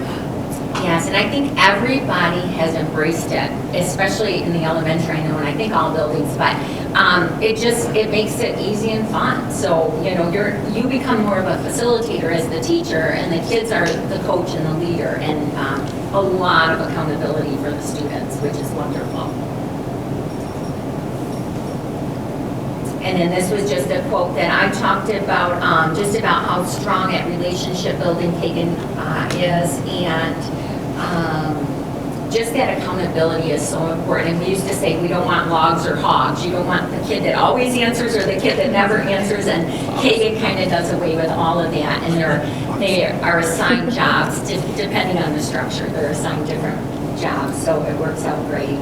when we think about a guaranteed learning for all students, you think all students are engaged and are part of the conversation. Like Ms. Barrett said, it's not just pairing up, running across the room to be with your friend. It's everyone. They're always being mixed up, so you're always being introduced to someone new and a different perspective as well. But, of course, let's hear it from the kids, right? Because they're the ones doing it, so let's hear what they have to say about it. Yes, so, you know, Kagan has a lot of built-in compliments, but you can make up your own compliments. So we all know in this world it's hard to always, there's not enough kindness, let's face it. So Kagan, you actually compliment your team members every time you do a Kagan structure. So it's really powerful. And some of the kids, they just, you see their self-esteem bloom through that. Charlotte, she mentioned they're learning at the same time as teaching somebody else. Chloe thought that you learn more about yourself, which I thought was really insightful, you know. And then it's definitely fun, and you're not just writing on paper, so it's much more engaging, but yet you're learning. And then little Levi, I thought his was great when he said, when people say nice things to me, it encourages me to do more nice things. So I thought that was really powerful. And I love Caden because he's going to be a politician, you know, when the principal comes in. We get compliments if we're doing Kagan, so I said, you're right on there. And then Brantley, he just, he gets really proud when people compliment him. So a lot of our kids don't get enough compliments, so it's a great strategy. So, coming off of years where our students had to be in rows and certain feet away from each other, I thought it was very important this year to come back and say, what do we want learning to really look like here at Richmond? So we had a Kagan professional come to each building to run Kagan professional development for 2 full days at every building. You can see across the board, involved in the full days of training. They each got to have their own books. They got to have their own training materials with everything. And it was just a lot of fun at those trainings.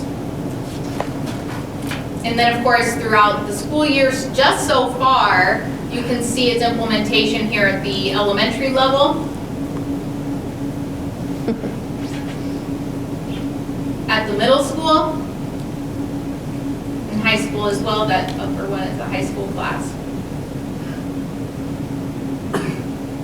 That's that. Does anybody have any questions about Kagan? I don't have any questions, but I was just looking at the pyramid and the jobs on it. They're so positive and like I can just see the kids, like everyone feels like they're part of it. Like they all have a job and a purpose, and the encourager is the one I love the most. So I'd love to see them. It's, it goes or blends in real well with our classroom instruction that works, because most of the staff, I don't know about all of them, we had that training through the ISD, and this just, to me, what it gave us, I've had this training, it gave you the methods as a teacher, and you talked about, you know, having the students lead it. If you look at their teacher evaluation, the highly effective teacher is the one who is really just sitting back and letting the kids lead the classroom. And Kagan Strategies does it. You guys really, if you haven't seen this in place, you need to go sit into a kindergarten classroom and watch this happen. It is amazing. And you need to go sit at a high school level. It is really, I at a high school level kind of knew it and saw it, but when I saw the little kids, I was thinking, oh, we're not going to get our little kids to do this. It's absolutely happening, and it's just really, really neat to see. And the changes there, we had a teacher in the beginning of the year arrange their room a certain way, and literally after Kagan said, nope, I'm changing it. Put them together, put little shapes and stuff on the corners.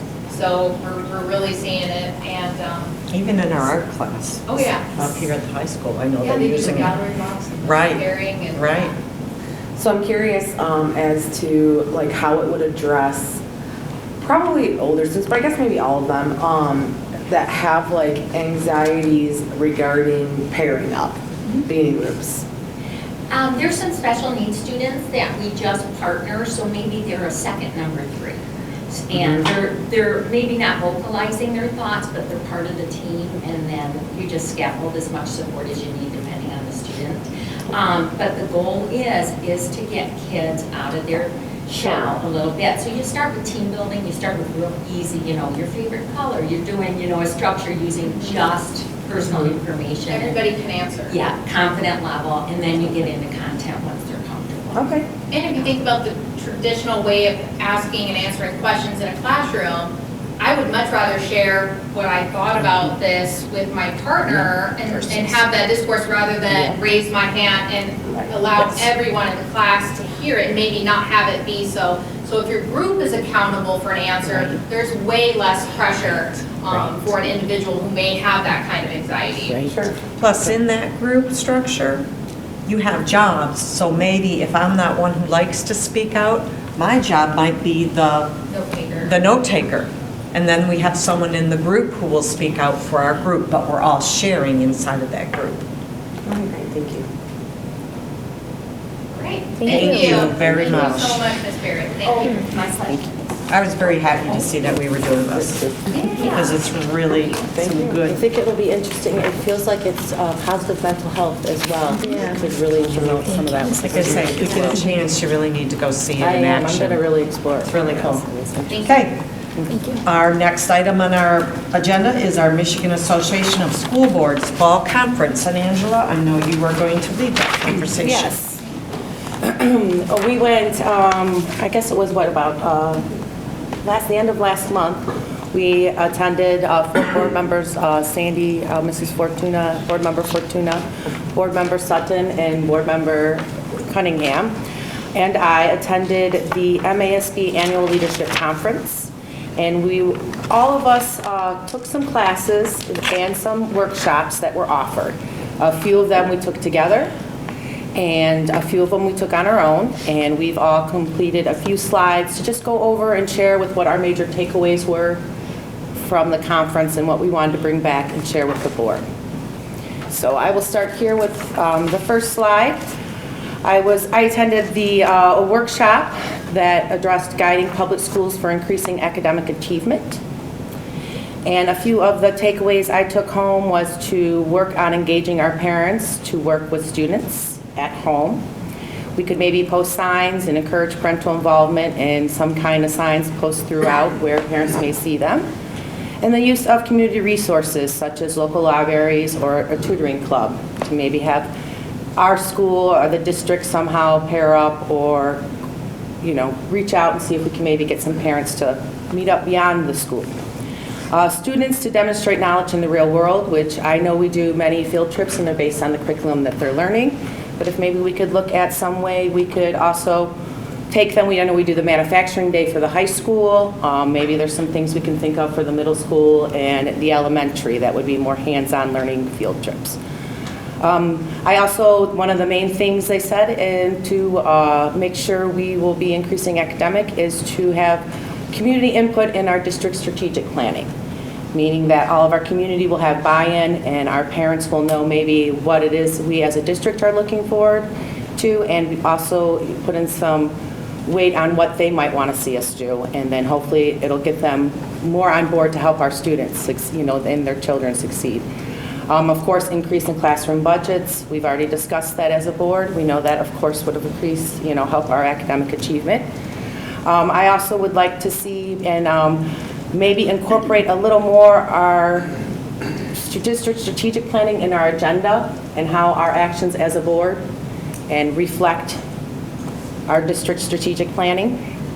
And then also, I know we already do the March is Reading Month, which I love. I think that's great how we have staff and parents and even local community members come and read to our students. I was wondering if that was something maybe we could look to incorporate, K through 12, pre-K through 12, to maybe, I don't know how odd it would be to have maybe a local community member or a local representative come read to a high school student or something along those lines, and just still promoting that reading. And then the mission, visions, and goal statement posted at every meeting.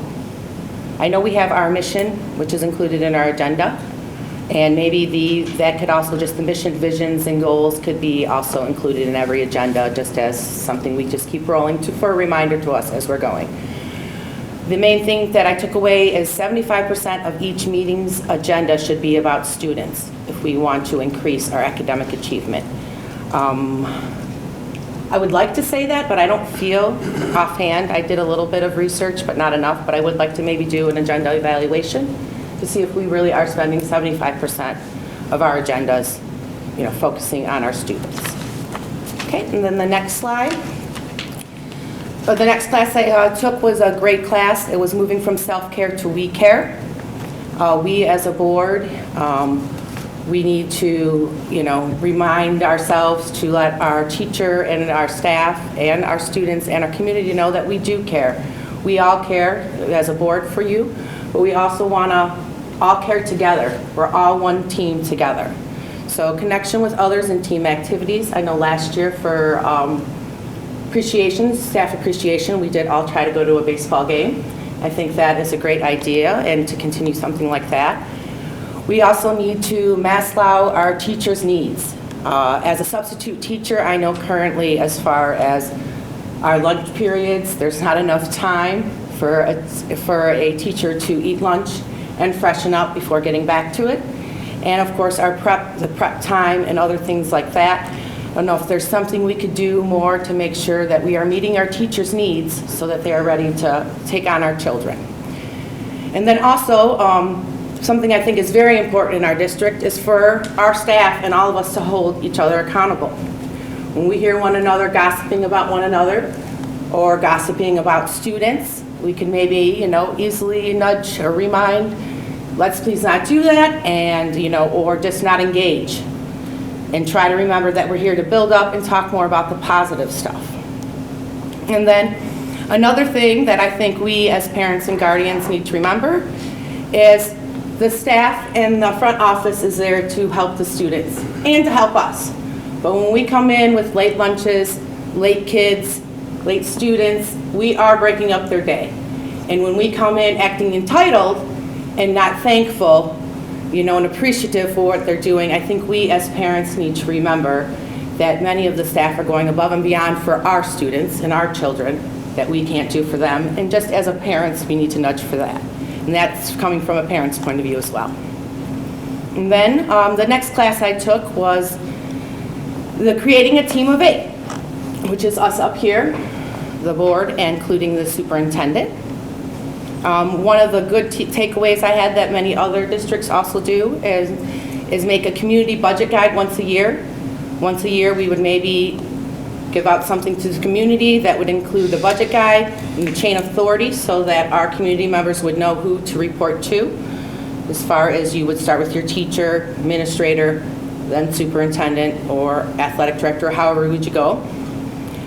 And then also I feel that we as board members need to maybe remember our chain of the command. We should be trying to communicate to our board president whenever possible, and then our superintendent if need be. I was wondering if maybe also some of us could try to, if the board president is unavailable, maybe also contact a fellow board member that you think may have any kind of information on that. And also, the board president and superintendent could possibly meet monthly with each board member. We were in a class where they said that the superintendent and the president met for 2 hours each month with each board member. So that, I'm not asking that, but there is quite lots of communication going out there. And I think both our president and our superintendent are they communicate very well with me. However, it is more of a reaching out basis. Maybe if we penciled something in or you two had a rolling schedule. I mean, just something to think about. These are all suggestions, nothing, no critiques necessarily. And then another great takeaway was that they do have, some districts have a PTO, PTA booster council where board members, possibly even the superintendent, will attend all PTA and PTO events or meetings, not events, and just be there as a sounding board, and also have some board member talking points, meaning what is it that if you're going into a middle school PTA, what is it that they may want from the board, or what they might want to know, and then we'd have talking points that we would go in so that we as a board knew what that representative would be saying. You wouldn't just be going in there with your own personal agenda. You would be going in as a board member, or on behalf of the board. And then also, I think, and I do say this a little bit later, and I think many of us have talked about it up here that have gone to that, is we need to do a board evaluation for us as board members. And to share what we are working on to improve ourselves individually. There are things I'm constantly working on to improve myself, and my communication skills. A few of us board members, while we were at the conference, realized that we have a tendency to interrupt. We were all working on that. It's very, difficult from time to time when you are very passionate about ideas. But that is something I'm working on, and I think that's something we could all kind of come together and be vulnerable with one another, and maybe even give feedback if we see what maybe possibly somebody else should work on. And then my last slide, excuse me. This one was my actual CBA course, and this one's a little more in-depth than some of the workshops that we attend. This was on the district strategic planning and goal setting. I have looked, I think I've seen 2 different district strategic plannings over the last few years. I haven't been able to find a current one that I've seen, I think. I'm not sure if it's posted on our website. I thought it was at one time.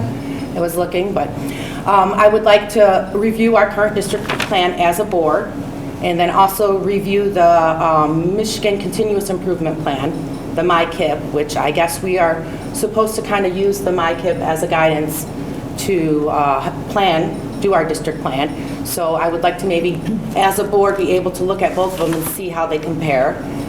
And then also compare our district plans to the building plans, to each individual building plan, because we have a building plan for our elementary, our middle school, and our high school, and see how that falls in there. And then also, if we do decide to redo any kind of, I know we already have one going, but if we decided to do more input into our district strategic planning, to maybe make a stakeholder meeting with board staff and students and community members and administrators to get their buy-in. And then also to maybe just, if something a little less, that isn't so much of a stakeholder meeting, being that I've been in the process of our plan, to maybe just do a community survey or student survey to see what people are thinking at the moment. I'm not sure, I think our recent plan, I think it might have had 2 goals. I'm not sure how many goals we had placed in our district plan, but to set 5 goals to complete in 2 years, and then we as a board would adopt the goals on the agenda, and then create measurable timelines and build it into the agendas, kind of like we do with our bond updates and such. And then with all this, it would help the district stay on track through board and staff overturn.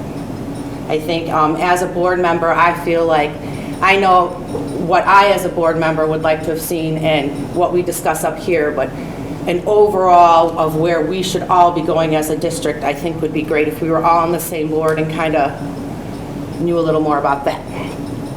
But I know that's going to will take a lot to talk about this. And then the next workshop I was able to attend was the LGBTQ+, and it was a very interesting workshop to see the perspective on how our students from that community, have to travel and deal with in the education system. I took away from there that maybe we should do a school climate survey, see how our students feel, to make sure that they're feeling respected and, not any bullying or any of those things, and have a safe person to go to, somebody safe to go to in our district, an adult.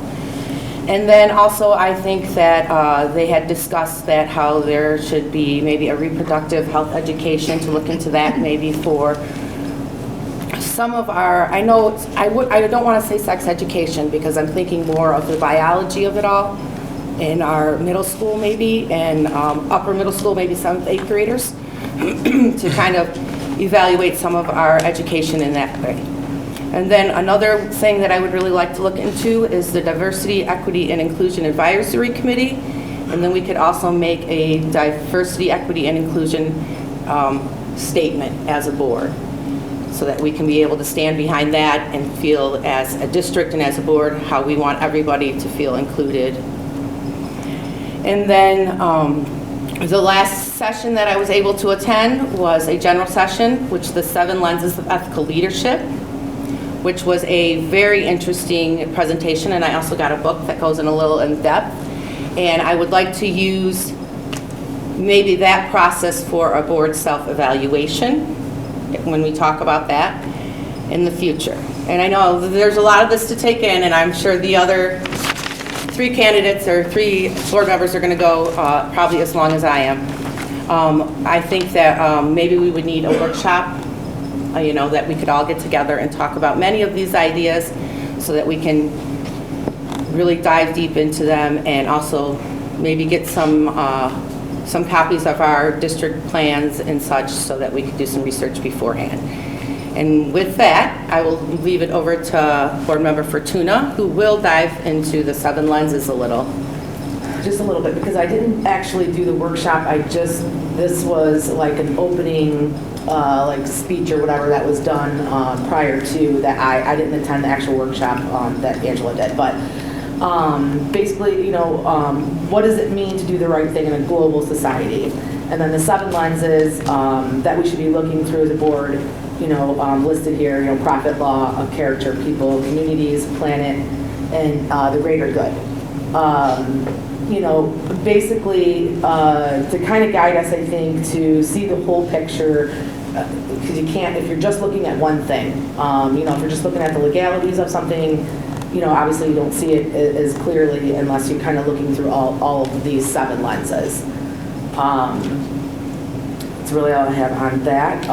The next workshop that I attended, which was just a short one, was our students are asking for help, social and emotional support for our district. So this session was only about, this one was a shorter one, like I said, and we did a lot of interesting things with Legos. But you'd be surprised what some people can come up with that. But there were, basically this was a more like, I don't want to say a sales pitch, because that's not good, but maybe an advertisement for Michigan Cares and the Sweet 360 program that they have, which is a web-based program. And the lessons include, for both, for students, parents, teachers, to have teaches them to have smart conversations about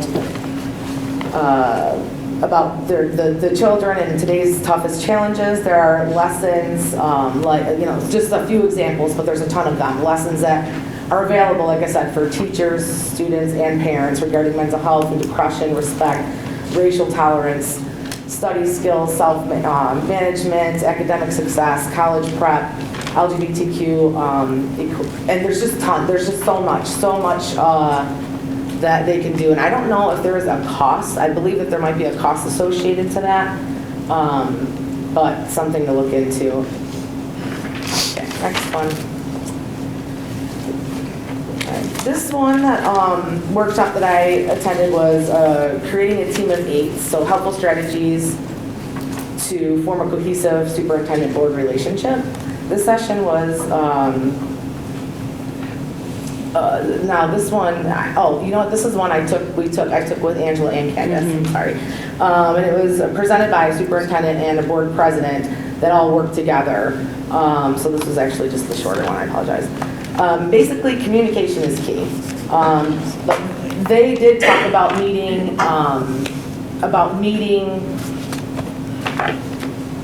oh, you know what, I didn't do that one, did I? I'm sorry. I'm so sorry. I'm talking about one that I know. I think because you did a slide for that. I apologize. No, but you can still go on because yes, of course. But basically just having a very open door policy, and I guess echoing what Angela did say in regards to maybe not a 2-hour meeting, but more meetings with the superintendent and the board or the board president along with other board members to talk about things and whatnot. Quick question. Said, let the plane land when appropriate. Yeah. What did they say? I was just curious. This is, I'm sorry, I didn't have a slide for the last part that I spoke about. I apologize. But this one was Just effective curious. board meetings, and that's where it says that. But there is basically 12 characteristics of an effective board meeting, and I wrote them there, and you can read them yourself. I was just curious what they were saying when they But said. when they let's say play let plan land. lane, they mean, I guess, like finish it. Like, don't go on and on and on about something. Right, Like, got it. land the plane. Got it. I think it's a movie quote, to be honest with you, but. No, there But was it- some good, Yeah, I mean, I did get the most out of this meeting, and like I said, if you go over the 12 characteristics of an effective board meeting, and there's also a handout for this one as well. This is one where I unfortunately I couldn't give to everybody, so we just had to, like, we have to share. I have the whole thing too. Okay. They gave it, I begged for it, they gave it to me. So like the consensus has, so like this is the thing that I did, like a consensus, it's important, a consensus has been reached when you believe that you understand somebody else's point of view, they understand yours, whether or not they agree with the concept or whatnot, you know, they support it because it was reached openly and fairly. So, and I think what that is it kind of goes to the scientific method here, where if you vote on conviction and not emotion, remember individual choice, mutual respect. Once the vote has been taken, it's a board policy. So like we all should support it at that point. You know, I felt that was important in that particular meeting. Now, they also went through, in this particular session, they went through some causes of poor decision-making, and they listed 7 things regarding that, and that would be, you know, framing the wrong question, or framing the question wrong, not taking enough time, acting under pressure, acting on poor information, letting emotions get out of hand, and failing to consider consequences, failing to admit mistakes or adjust to changing circumstances. So some takeaways that I have in regards to all of this stuff that I took was I feel like we need to educate the public a bit more on what a board member's responsibility is in regards to what a superintendent does. And in that packet, of the effective meetings, it does kind of list the differences of what a board member does and what, you know, the superintendent does. And like some districts have like pamphlets that they leave out on the tables. How we have our agenda out on the tables, they have pamphlets. And that was the other example that I left for you guys. It's like a trifold, and it just kind of helps, I think, everybody know, I guess, you know, what lane you're supposed to be in. I don't know. But I feel like that might be helpful to have out there for the public, as well as the agenda. Now, not that I'm saying I want to adapt any of these things like Angela also said, but just some ideas to think, some things to think about, I guess. So some boards make everyone that's going to speak in public comment sign in 15 minutes prior to the starting of the meeting. Some boards only allow public comment on agenda items, and then other boards also allow only so many individuals to speak on one certain topic. I'm not saying that we should do any of those things, just some things to think about. And I don't know, you know, that everybody else knows that other school districts may do it differently than we do. But I believe it would be very helpful to have quarterly meetings with the superintendent to discuss issues or things that we would be looking at during his evaluation. That way there's no surprises for anybody, for the board members or the superintendent.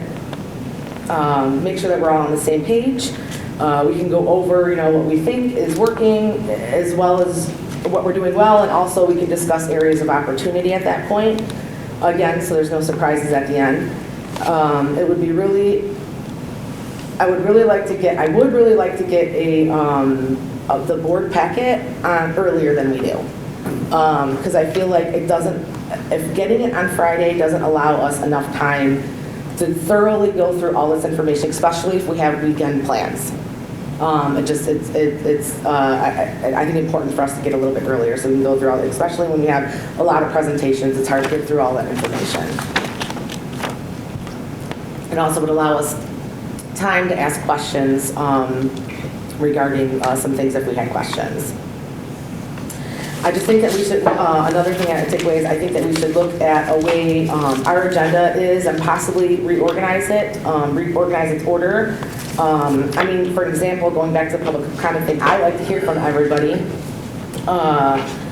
But maybe if, and I know the public might not like this, but if it were at the end, it might be better. And the reason why the only reason why I say that is because I do think that sometimes they get the the general public gets the impression that when it's items of interest from the board, that we should be commenting on what they already talked about, at this same meeting. And that's, not how it is. Like, I take it back, I process it, you know what I mean? I ask questions, and then come back to the next meeting with my responses to that, I guess. I'm not sure, that they're aware of that. So, I also learned about a book that I guess some other board members did read, Robert's Rule of Order. So I'm going to be borrowing. Still have it. Okay. I have one too. I have not read that, and I seem very interested. I'm very interested to read that, but I also just think that we need to bring some positivity back to this board, to these meetings. I'm just curious, what happened to the True Blue moment we used to do? What happened to students doing some demonstrations, some of the clubs, groups, that kind of thing, and students leading us in the pledge, and also just wondering about getting a student representative back on the board. I think that those would be some positive things that we should maybe bring back to the board. That's it. Thank you. Okay, I am next. So for mine, obviously I'm new on the board, so I took the 101, effective CBA 101 curriculum and instruction. And the first thing that I noticed was the creating a vision. What is a vision? We must have an annual workshop to create our vision as a board for the year, which I'm excited. I know we always do, and so I'm excited for that when that time comes in January. The outcome of this workshop would be to create a collaborated vision for the year as a board and be sure that our policies align with this vision. Also give the direction to the superintendent as to what we are looking for when it comes to new hires, employee retention, etc. In order to maximize a prosperous outcome for this vision, we will also need community involvement. So what types of interactions do we have with the mayor, the city council, parks and rec, chambers of commerce, Rotary, Lions Club, public library, community churches? I feel that we should build on that if we don't have that yet, or a lot of it. And what come up with ways to show kind of what Board Member Fortuna was saying, show appreciation to the community, promote involvement all around.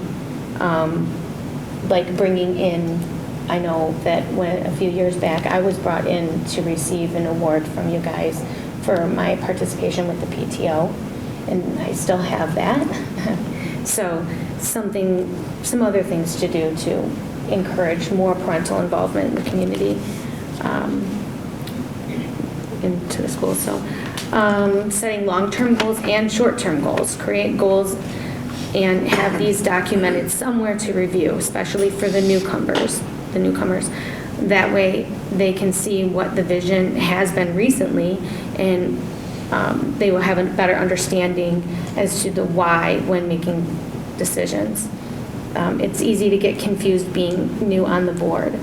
And we must also do periodic evaluations on these to have a better chance at seeing results. So, keep going. And some of this stuff is repetitive to what Angela was saying too. Do we have a facility committee? Who is our current facility committee? And they recommend that they should be meeting every other month. We should have a curriculum committee. I know that we already have somebody in charge of that, but also, which would also include the personnel, obviously responsible for the grants applications, also being that the grants are tied to certain curriculums and that would be implemented. Allocate adequate resources for professional learning that works and provide the educators with the tools needed to implement the strategies that they choose to use. So it's not just creating the curriculum, but making sure that they have all the tools that they need to implement it in the classroom. So maybe hearing more from the teachers, what their personal needs are, or whomever represents them to us. Communication with the teachers is key to knowing what their needs are. We must also have formal and informal communications with them to show our values and focus we are shaping for our district. Provide instructional coaching. We must be sure that overall culture promotes for highly trained, motivated, effective, collaborative administrators, teachers, and staff in order to create conditions for success. I feel like that's a very important statement. That I would like to see us also kind of look at our main commitment when we have that meeting to what our goals are. In January for our ethics workshop, which is the next one. So the ethics, the board will be evaluated by the people for what we do. Ethics in general. The board will be evaluated by the people for what we do, but they will trust us on why we do it. So we must be more transparent with the why. That was one of the classes that I took. So some other things that they had talked about were the board meeting processes. How are we responding or not responding to the public's comments when they present concerns to the board at the meetings? I feel the board should know how the concerns are being handled. Are we taking the time to respond to all inquiries? Other things that we could possibly change are the way that we're sitting, to make it more comfortable, more of a boardroom setting. The agenda lineup we can also look at.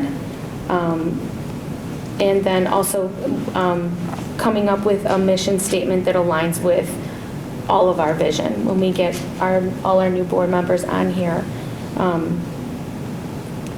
talk about that. Or we could create monthly newsletters also, kind of like from the board, is that the? Yeah, and similar to what Sandy had made with that trifold, because I think we took that same class, they talked about that. Having our mission statement, the hierarchy in which everyone should be going to with their concerns, because I feel like sometimes they jump ship, they jump over teachers and come to us. Then creating working principles for the whole board, goal to create a culture of trust, respect, and reliability. Create a code of conduct and self-board evaluations. Also create expectations of the board president, things that we can talk about. The board must show leadership skills and have the ability to work together. Breakdown of trust is huge in order to be an effective board. Must wipe the slate clean in order to move on. Disagree in private and praise in public. That's their key statement. Discuss ways to show appreciation to the teachers. Discuss who is on the hiring committee. Do we have a retention policy and/or the procedures for that? And then when we decide our vision, is an attempt to articulate what a desired future would look like. It stretches the imagination and motivates people to think what is possible. I think these are all just things, this was 101, so a lot of this you guys have already, I know this is repetitive for some of you, but yeah. Thank you, Candace. Yeah. I think Danielle, you All right, I have the last couple. And I'm a math teacher, so I don't talk a lot and I don't put a lot on my slides. So I'll keep it short and sweet. My classes are the same way. So the very first thing I went to was the keynote speaker on Saturday was this gentleman named Alex Sheen, and his organization is Because I Said I Would, and it revolves around the fact that his father was diagnosed with cancer and he had made promises to his father, and once his father passed, he wanted to continue and uphold those promises that he said he would. And the fact that in today's culture, a lot of times we say, oh yeah, I'll try to make it to that meeting, or I'll try to, attend your basketball game tonight, but you should be making promises that you will. Don't use the word try. We all make promises constantly. Like I said, yes, I'll be there, sure, no problem, and then just forget about it. So what do we really mean what we're saying? What's the impact of a broken promise, and what happens to a life? What happens to the person you promised when you don't honor that promise, or when you do honor that promise, and how does that make them feel? Holding yourself accountable, because like he said, his dad isn't here anymore, but he's still holding himself accountable to do it because he told him he would, and so it was probably not it was a great 8 a.m. presentation, but I was in tears 90% of the time. It was a great presentation.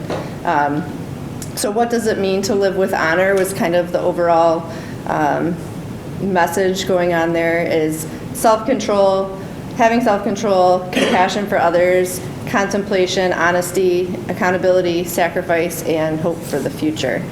And then I just threw up a couple little cards. Basically what he would do is create a little business card size thing, and all it said on the entire thing, on both sides, just a blank sheet of paper, business card that said, because I said I would, and asks you, or when he does these presentations and things, just write a promise that you would make, and the reason is because I said I would.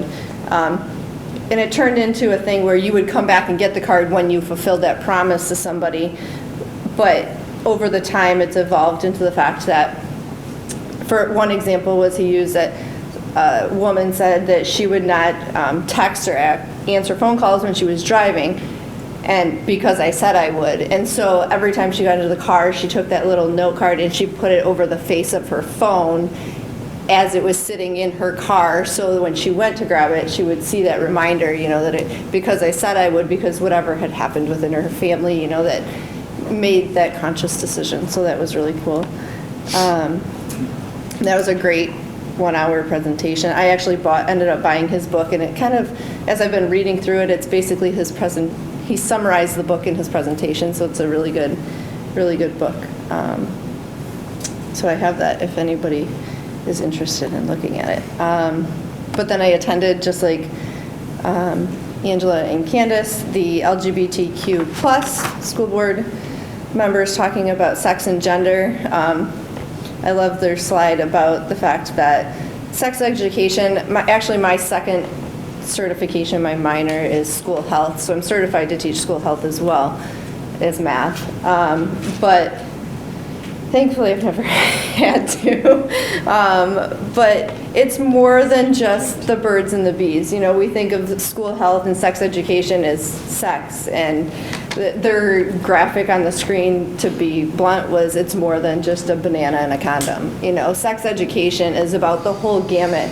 When I was teaching 7th grade and I had to teach it, it was teaching kids when to take a shower, how often to take a shower, how to brush your teeth. And I looked at these other teachers like, you really want me to teach a 7th grader how to brush their teeth? And you'd be surprised. So, it's more than just the whole concept of sex. It's a bigger perspective, and I think over time things have changed and the curriculum has changed, and I think a lot of community members, like, that was the education I went through, but it's changed over time, and it's not just that anymore.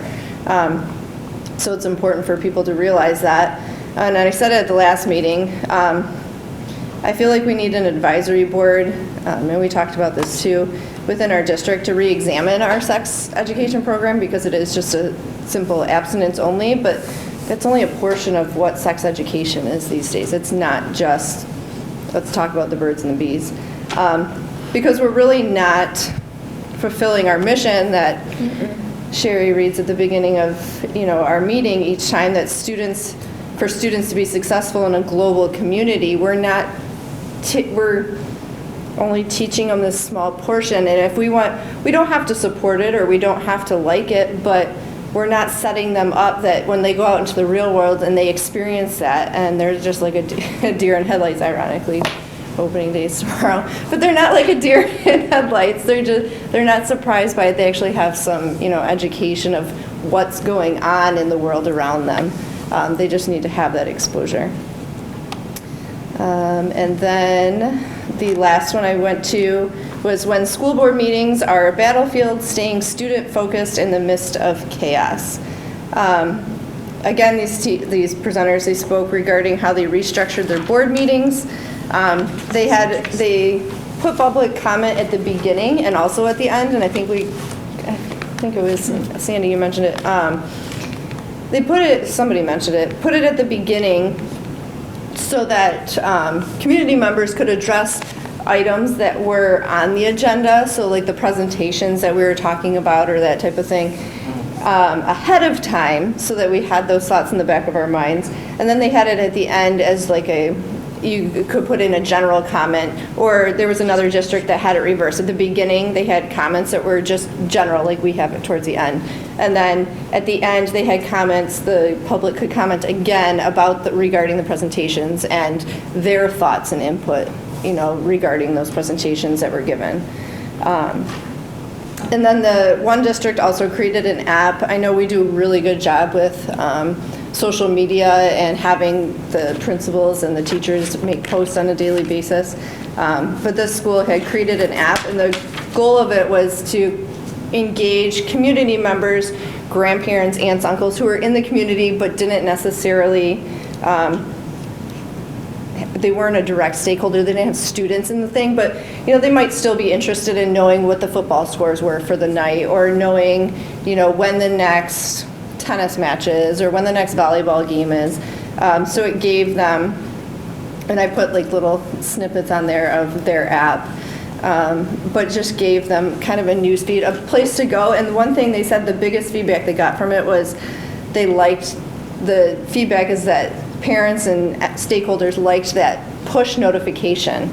So, how it comes up and it says, oh, there's a, reminder there's a game tonight or something like that. So, or this was the score of the game last night, and it got the community more involved in in the district.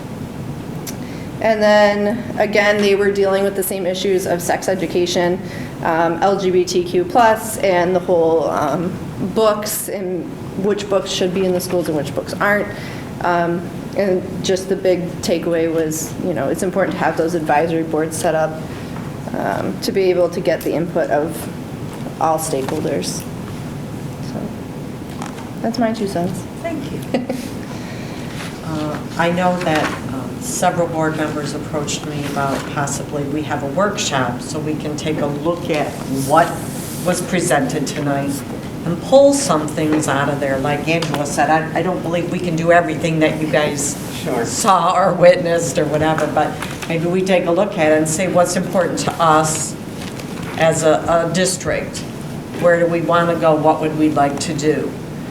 So I'm going to work with Mr. Walmsley here. We'll set up a date somewhere coming up here that we can have a meeting, if that's okay with the board, or a workshop, just to take a look at the information that was presented this evening.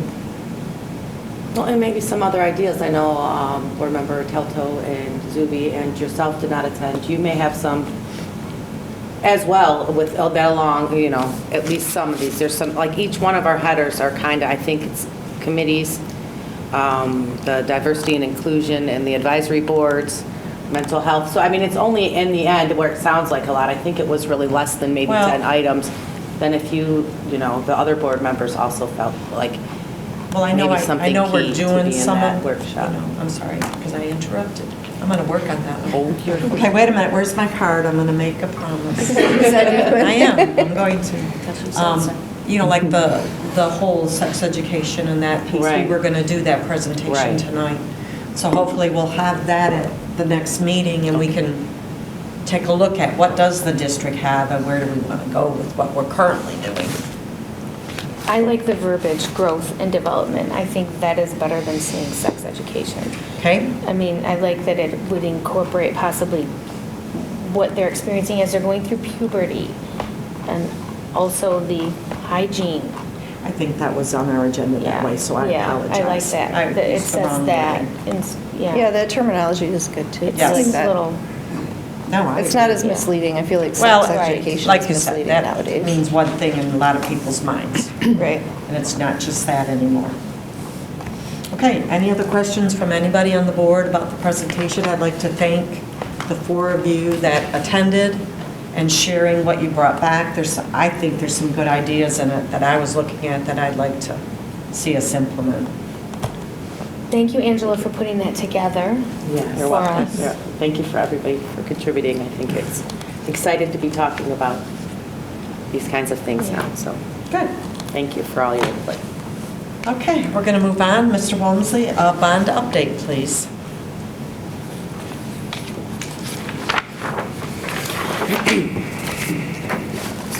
Progress continues on the baseball and softball field. More and more of the supplies and materials are starting to arrive. The fencing began arriving for the softball field to complete that project. The fencing that was damaged in the windstorm in the baseball varsity field will also be replaced. We're actually taking the opportunity to change a little bit of the fence line so it's more of a consistent, so there's the same radius, if you will, from home plate. So we will make some of those changes. But the biggest one that we have been finalizing is next year, summer of 2023, construction plan. And you can see on the campus, this will be our final summer work for the 2019 bond. And it actually is done in 3 phases.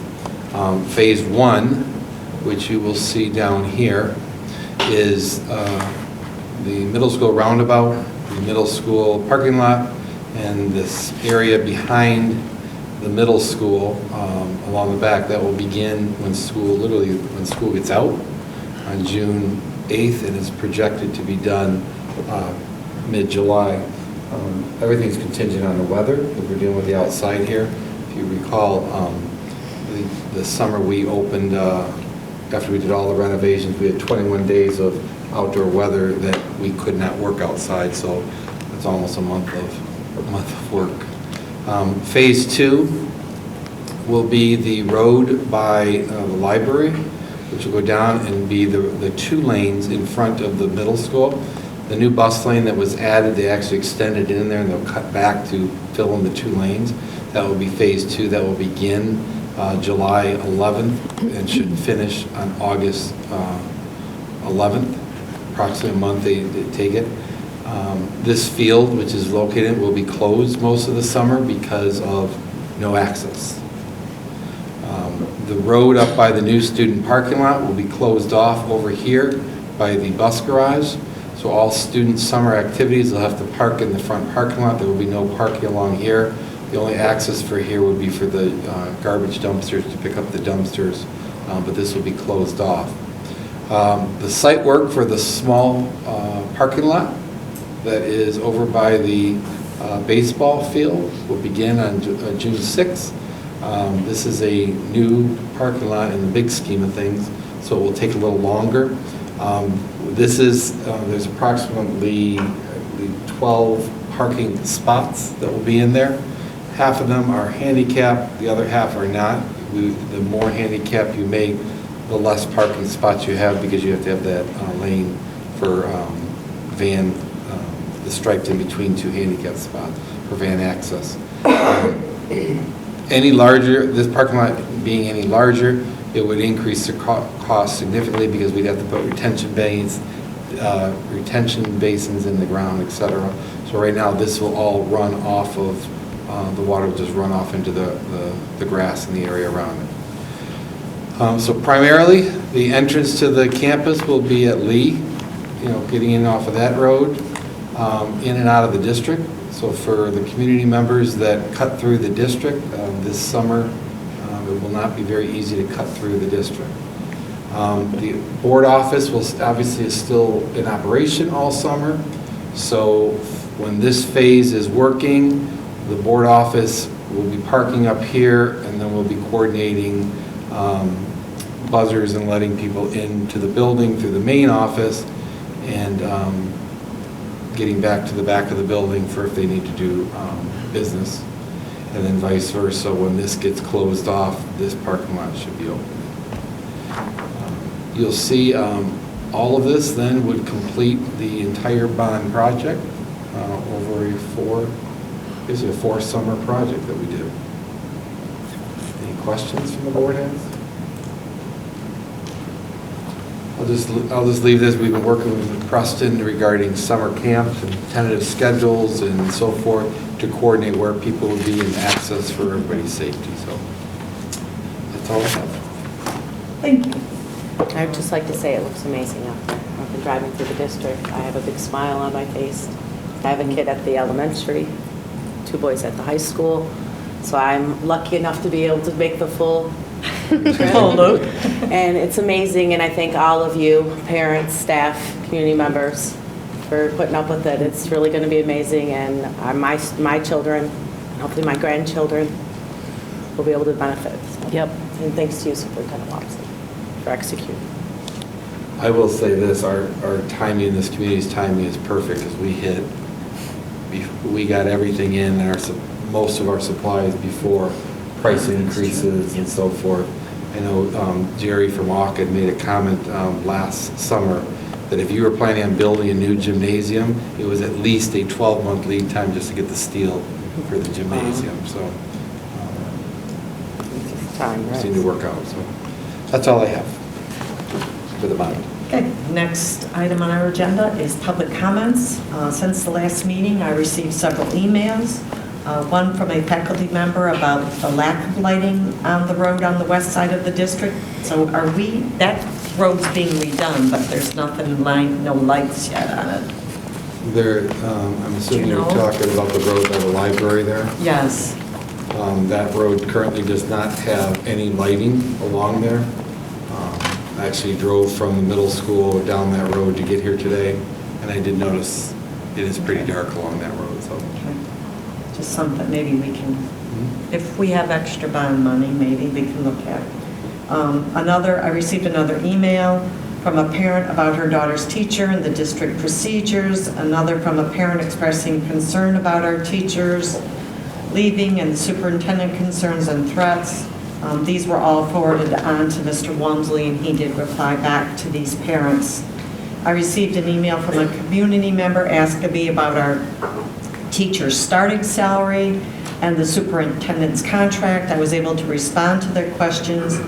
I directed them to our website where you can find both our teacher's salary and our superintendent's contract. They asked about our neighboring districts starting pay for their teachers. We are actually higher than our neighbor that people have been talking about publicly. So anyway, I was able to answer those questions, and they seem satisfied. That's all that I've received at this time. Any member of the public may address the board. Please sign in and state your name. You will have 3 minutes to address the board. Are there any public comments?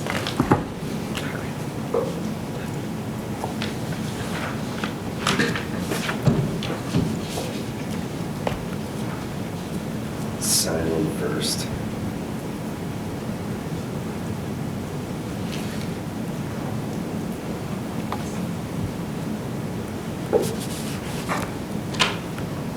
My name is Brian Wise.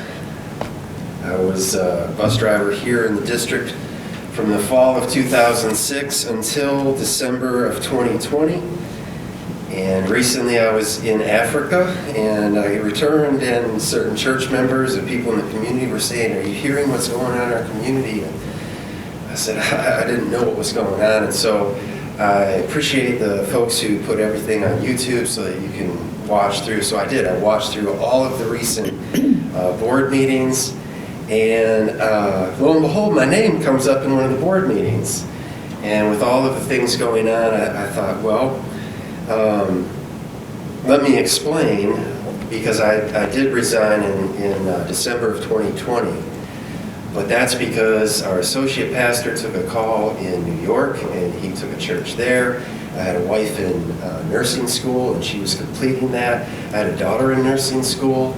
She was preparing for a wedding, and all of these post-COVID and everything going on, and as bus drivers were delivering food, it completely changed the schedule. And so when my time came to an end, it wasn't in person. And so I did get to connect with many parents. Some of you, I've driven your kids in this room. And I know it's Christmas time and the pressure is heavy to return to driving. Even tonight, I'm going to miss all of the Christmas Tim Horton gift cards and all of the beautiful things that kids would get. But I just wanted to clarify that I enjoyed my time serving with all of the supervisors, all of the bus drivers, for all of those years. And I drove long enough in the district to take from preschool to graduation.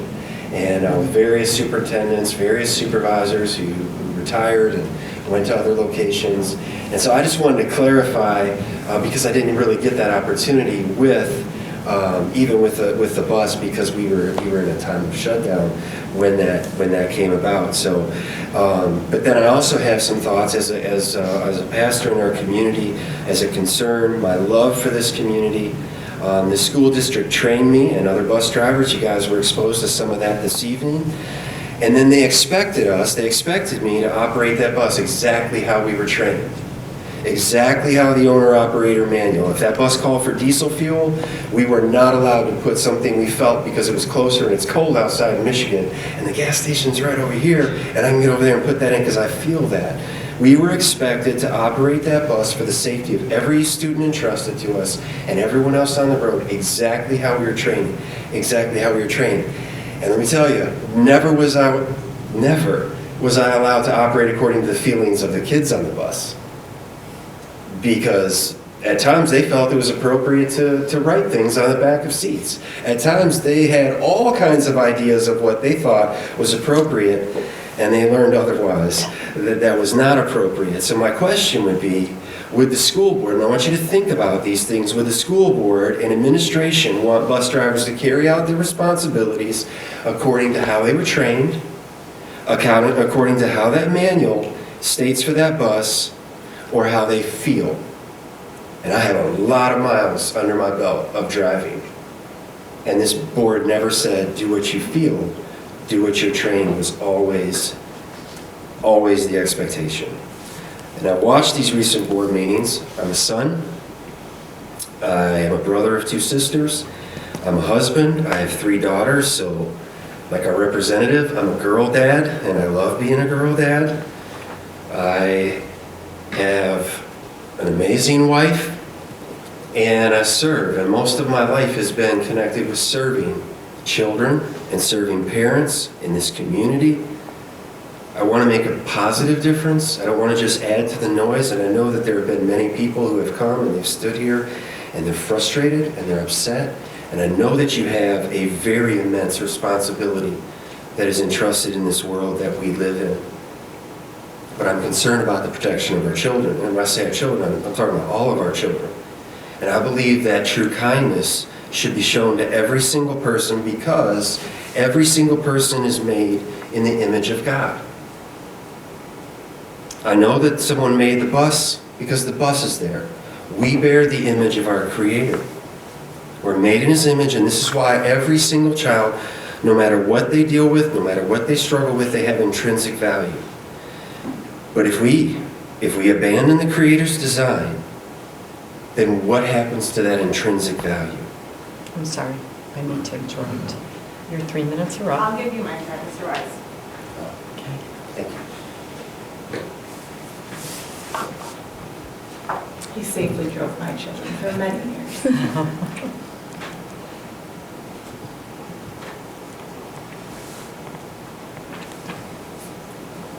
As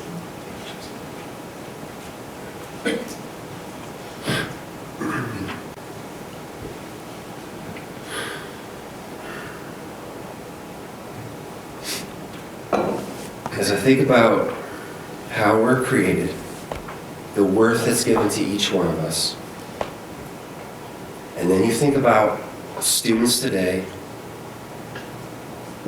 I was just in a chaplain meeting with our local EMS chief and police chief.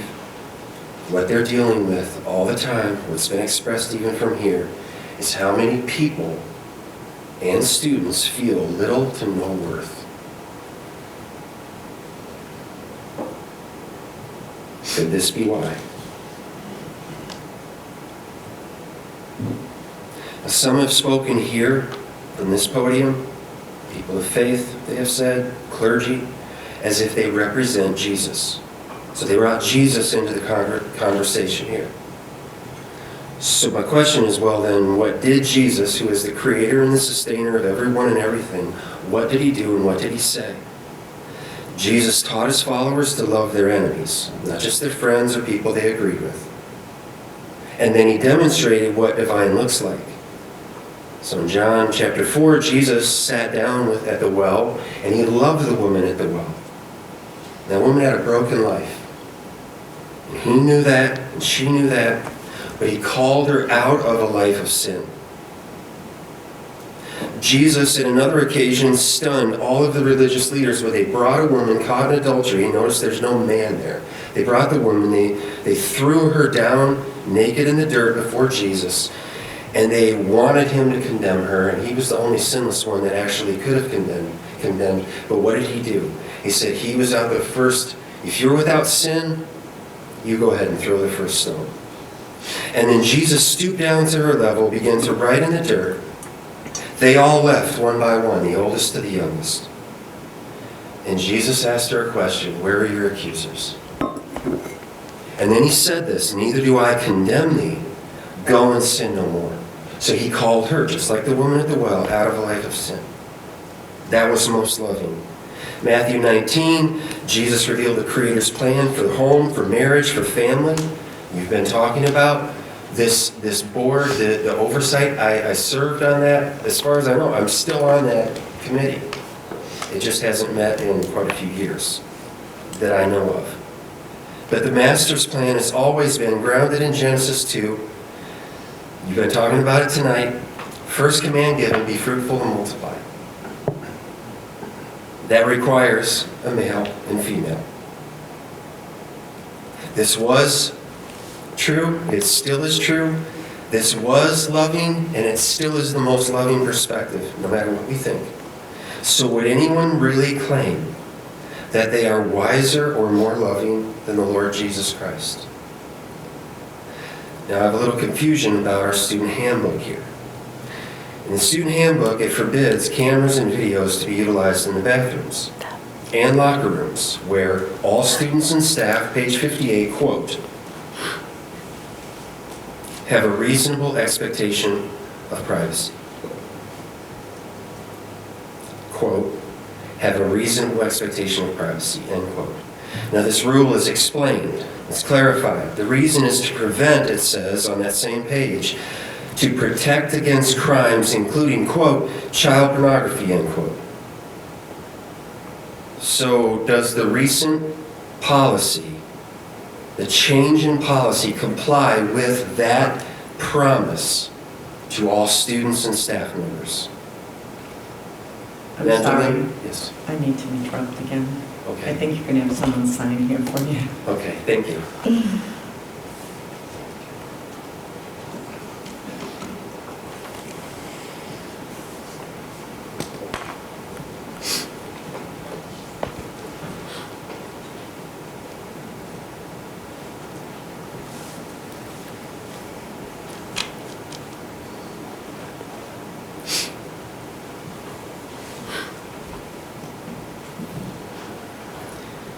So about this policy, mental images are stored in the mind for a lifetime. And perhaps this is why privacy, a reasonable expectation of privacy, has traditionally been in place when it comes to privacy in locker rooms and restrooms. Now, some have stated the potential risk of this new approach, and there's great danger that might happen, but I would say the danger may have very little to do with this debate, because really danger can happen anywhere. But I want you to think about this. I already told you, I'm a girl dad. My daughters, they don't share the bathroom. They don't use the bathroom with me. They're not afraid of me. They want their privacy. It's just inappropriate. They have matured. They have grown up. They don't want to be in the bathroom with me. What are we doing here to allow our daughters a reasonable expectation of privacy? Now, I'll tell you, much of my enjoyment while driving for Richmond schools, it came from building and maintaining really great relationships with children and parents in our community. I will tell you this, most of my stops on the Moose bus, and they were working hard at that table to try to get me to come back, most of my stops, I said hello to parents every morning. If there was ever conflict or something, I had a relationship with those parents. And that's what still abides even to this day. So board members, let me ask you the question, and this would apply to all faculty and staff, all coaches. Do you believe that it's your role to support parents or to supplant them? Support them or supplant them? Now, I am committed to pray for school, the faculty, the staff, the administration, the students in our community. I love this community. I have served quite a few years in this community. I am ready and willing to help, and so is my church. It's not my church, it's the Lord's church, but that's where I serve. We're ready to help anyone who's been affected by sin. Full disclosure, I'm not looking down my nose at anyone. I'm not better than anyone else. The worst thing you know about me, I guarantee you, isn't the worst thing about me. God knows me inside and out, and yet He loves me and He's forgiven me. He has changed me, He is changing me. But the love of God, and that's been talked about from this podium, the love of God is not a permissive or pampering love, it's a perfecting love. And I want you to please don't forget that. It's a perfecting love. He's going somewhere. So I urge you, and with this I close, do not choose to do in this moment what might seem to be progressive and popular, even with all of the workshops, but instead choose to do what is right and what is righteous. Because we're all accountable for our decisions. And Jesus said, to whom much is given, much is required. And there is a coming judgment, and we'll all give account to our Creator one day. That's why it matters that I would give account to a supervisor and give account to parents and give account to a board, because it matters and it's for a good and right and righteous reason. So with that, I thank you for your time. I thank you for the extra time given to me. I thank you for your service. And I thank you for choosing to act to do what is right. And for that, I thank you in advance. Thank you. Thank you.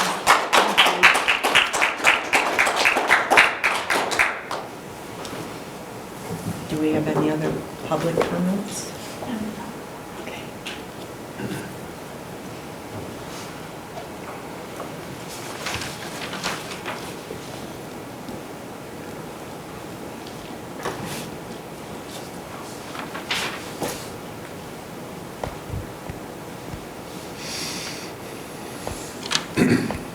My name is Kathy Garcia, and I have a question about the buses. I believe we are on the horse bus. We have rode the bus one day this year. The bus comes way too early and drops off too late, and my children tell me that there are 4 students to a seat. So I'm not sure what the bus rules are, or how many children should be on a bus or seat to be safe.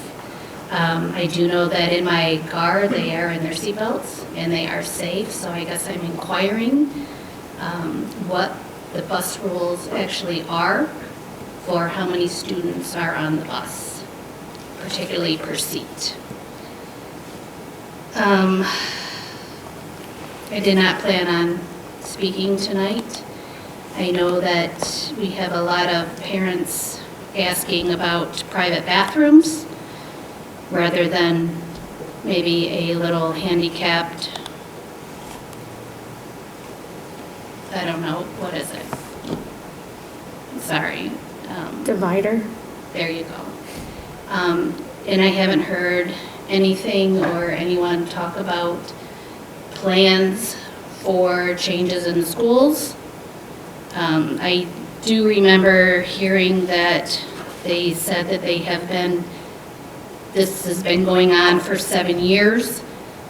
I would assume that if it was going on for 7 years, that there would have been a plan for our taxpayers' money for something to be done with the bathrooms. So I'm waiting and waiting and waiting to hear an outcome. Thank you. Thank you.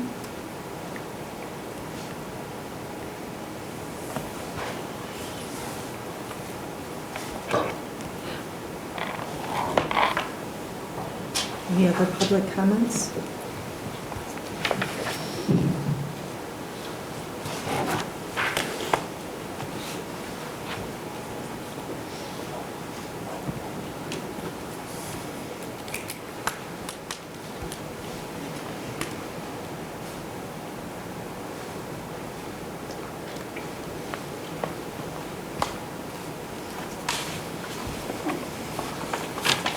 Becky Brockett back again. I just wanted to thank the board members who went to the LGBTQ portion of that, and I hope that you were trying to learn and grow and understand, and also the mental health aspect. I just don't think some people realize how hard it is for these kids, and I know, thankfully, my 2 kids who went to the school who are LGBT were not picked on. Probably the one wasn't out at the time.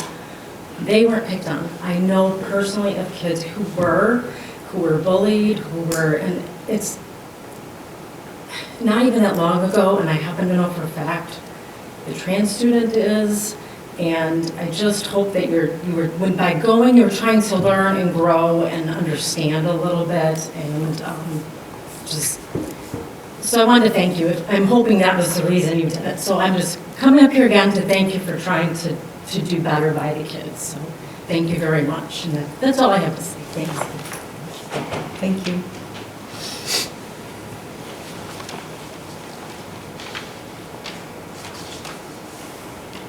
Any other public comments?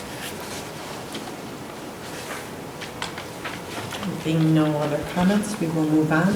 Our next item on our agenda is our superintendent and legislative update. Mr. Walmsley? Thank you. I'm going to start with legislative update. There really isn't any other than the results of the election, regardless of which party or what line you voted on. Moving forward in Michigan, we have a very different legislative and governor to work with, at least for the next 2 years before the next election. My hope is that all of those elected officials that are now in office or will take office January 1 will be pro-public schools. For many years, there have been legislators and governors who have not even provided enough revenue for schools to maintain cost of living and increases. So we've heard multiple times with this board table year over year, the money is there in the school aid package. It's just a matter of how it's allocated. So my hope is that people will do the right thing to support public education and less about partisan politics. At the county level, just to update, the county millage for the special ed facility and bond improvement, if you did not hear, passed with a 70.5% vote yes. This is as well as the county public support transportation, the Macomb County public transportation millage with a 65.5% yes vote. Both of those we've talked about in the previous board meeting, so they are good for Richmond students, they're good for Richmond schools, so I thank the voters for them. Just a reminder, board, on December 6th is the dinner MCSBA, Macomb County Schools Boards Association dinner meeting on December 6th in L'Anse Creuse. If you're planning on going, if you can let me know. I just have a circle so I can RSVP for the district if you are planning on going. Because with the holiday coming up, Thanksgiving, it's going to be a tight time frame. Let's look at district updates. At Lee Elementary School, this was provided by Mrs. Manguni. They are doing an elementary penny wars through November 22nd. All the proceeds, which I think is really remarkable for what they're trying to do, will go towards making sure at least every child at Lee Elementary School has dollars to spend at the Santa shop, so that nobody feels not welcomed and not able to for whatever financial reason. So if you got extra quarters that adds more to the pot or takes more away in the competition, please send them in because it is for a good cause. Every child will have an opportunity to participate in Santa shop. Even something as little as that can have a detrimental effect on a student who just doesn't have the resources. As you heard from Mrs. Staples, the staff has been doing professional development. They had a great day last Tuesday where they learned the new amplified, or they did the next phase in the amplified science curriculum. So it was pretty exciting to be part of that and actually watch it that day. Mr. Gibson from the preschool reports that they will have their Thanksgiving feast for preschool students a week from today, on Monday, November 21st. The fall preschool social, which is Tuesday, November 22nd, will be 3 to 4:30 in the cafeteria. All the preschool families are invited. Mr. Gibson will be reading a Thanksgiving story. A little cider and donuts will be served. There'll be a fun craft for parents to complete with their family. Another activity of trying to build that preschool community. Preschool also had their professional development day almost 2 weeks ago, November 4th. They talked about topics such as the curriculum, upcoming events, including licensing requirements going through that process, literacy curriculum, the computer programs that they're working on in in the preschool division, the fall social, which I just talked about, the Christmas program, which is tentatively scheduled for Monday, December 19th.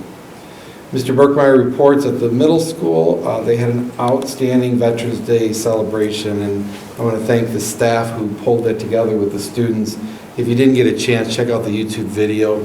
It is very remarkable what they pull together each year to help our students understand and recognize and honor our veterans. I know it's a lot of hard work. They were busy that week before, hanging up things and putting things in place. They did a remarkable job. The National Junior Honor Society had their rake and run last week. It's always a great activity. Puts a lot of smiles on seniors' houses when they come, rake the leaves and go, etc. Also, the middle school staff and high school also had their professional development day. Middle school spent the day analyzing data and coming up with some strategies to help students become more proficient on the M-STEP. Mrs. Zabo happened to be at the high school, professional development that day. They focused on developing a common vision for the high school that they can make and use to support their decisions. Building a community of diverse learners who thrive in an ever-changing world is their focus and vision. This will help them guide their practices and make decisions in what they expect in each of the classrooms. The second quarter challenge begins at the high school. Basically, each grade level is competing with each other grade levels to have the best attendance second quarter. From absences and tardies to reduce that number. There's been an ongoing effort that we reduce our attendance rate or reduce our absenteeism rate. I think you heard last year the number of students that missed and that amount of instructional time that equates to, checking students out 5-10 minutes here over the course of the year, or missing a half day here adds up, and it's a lot of lost instructional time.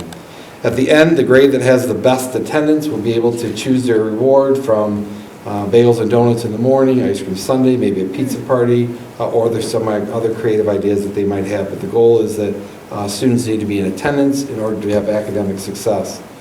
So that will be looking forward to that at the high school.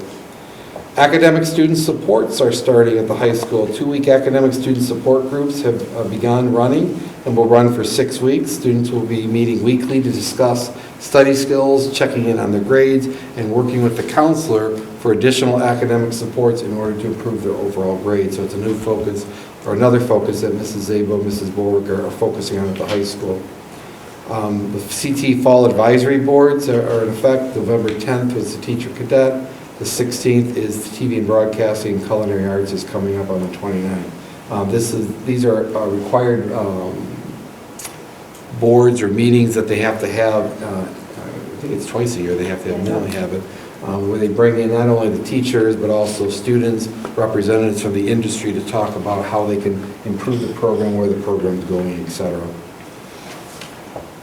This year we have our theater program that has started back, so if you have not heard, this coming Friday and Saturday and Sunday are the performance of Puff.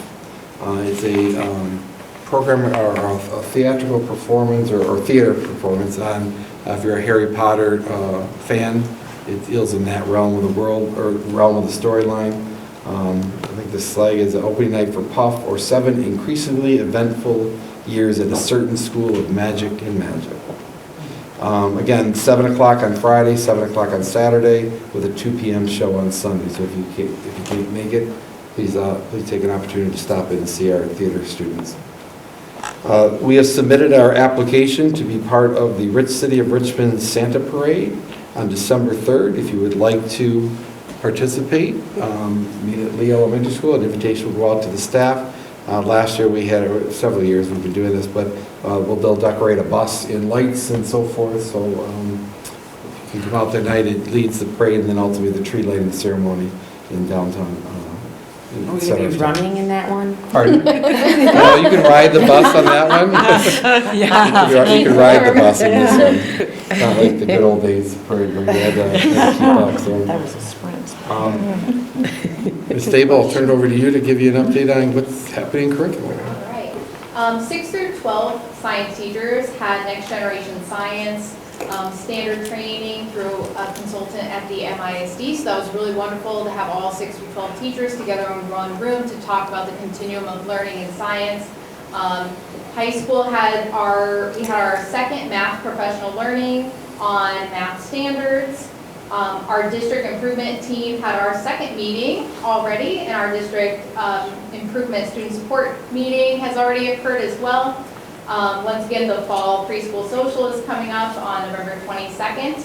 And fun fact, Richmond is like making history in a really cool way. So I found out, I got an email asking to do an interview for Momentum Magazine because of our computer programming video game class.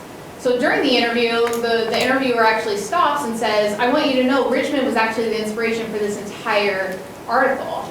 And I was like, what? Tell me more. So she was like, the editor was apparently, they were brainstorming ideas. She goes, man, that video game class at Richmond is really cool.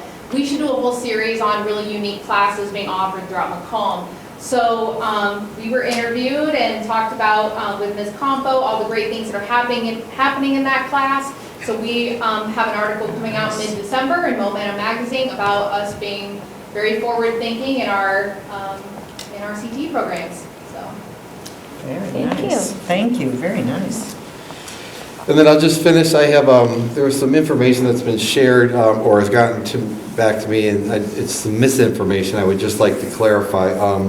I know Mr. News came up and spoke at the last board meeting, and he talked about increasing the number of vacation days that I had in the contract, and he was I don't want to put words in his mouth. I don't remember exactly how I said, but I was kind of taken aback by it from that. I just want to clarify, I have not had increases in vacation days. What I believe he was talking about, excuse me, was the board increased the number of holidays I get to match the existing office staff, which I had fewer than other 12-month employees. So at one point, I don't even remember what year it was, several years ago, the board matched me to what other 12-month employees have. So if that's what he was having, I just want to clarify. The number of vacation days has stayed the same since 2014. The other one that I want to just clarify is there was a statement that was posted regarding what I believe was a former teacher who stated that her principal, I think it was her former administrator is the way it was read, stated that as a district, I only allowed 3 highly effective teachers per building. I just want to clarify, first of all, I don't have any role in the evaluation process. My role as a superintendent is to make sure it is done with fidelity and that there's consistency. Do I sit down with the administrators in May and say, okay, who are you who do you feel is highly effective? Who do you feel is highly? Absolutely. Because my role is to make sure the consistent measure is applied at all grade levels. Just so the board has this, I went back to, this is a breakdown of the highly effectives by building since 2014, which is before I got here, but it was starting there. You can see that in 2014, there were zero highly effectives in the district. I arrived July 1st of 14. That first year, we had infidelity in the way we applied observations in all buildings. In communication with the union that year, it was best to make sure everybody had a fair evaluation. Everybody was given effective that year. Because when all things are equal, we do look at seniority then, according to the state statute. So that year was in order to create some fidelity and some consistency. You'll see in June of 16, June of 15, 16, 17, 18, 19, 20, 21, and up to last year in June, there's 28 highly effective. So that statement is incorrect.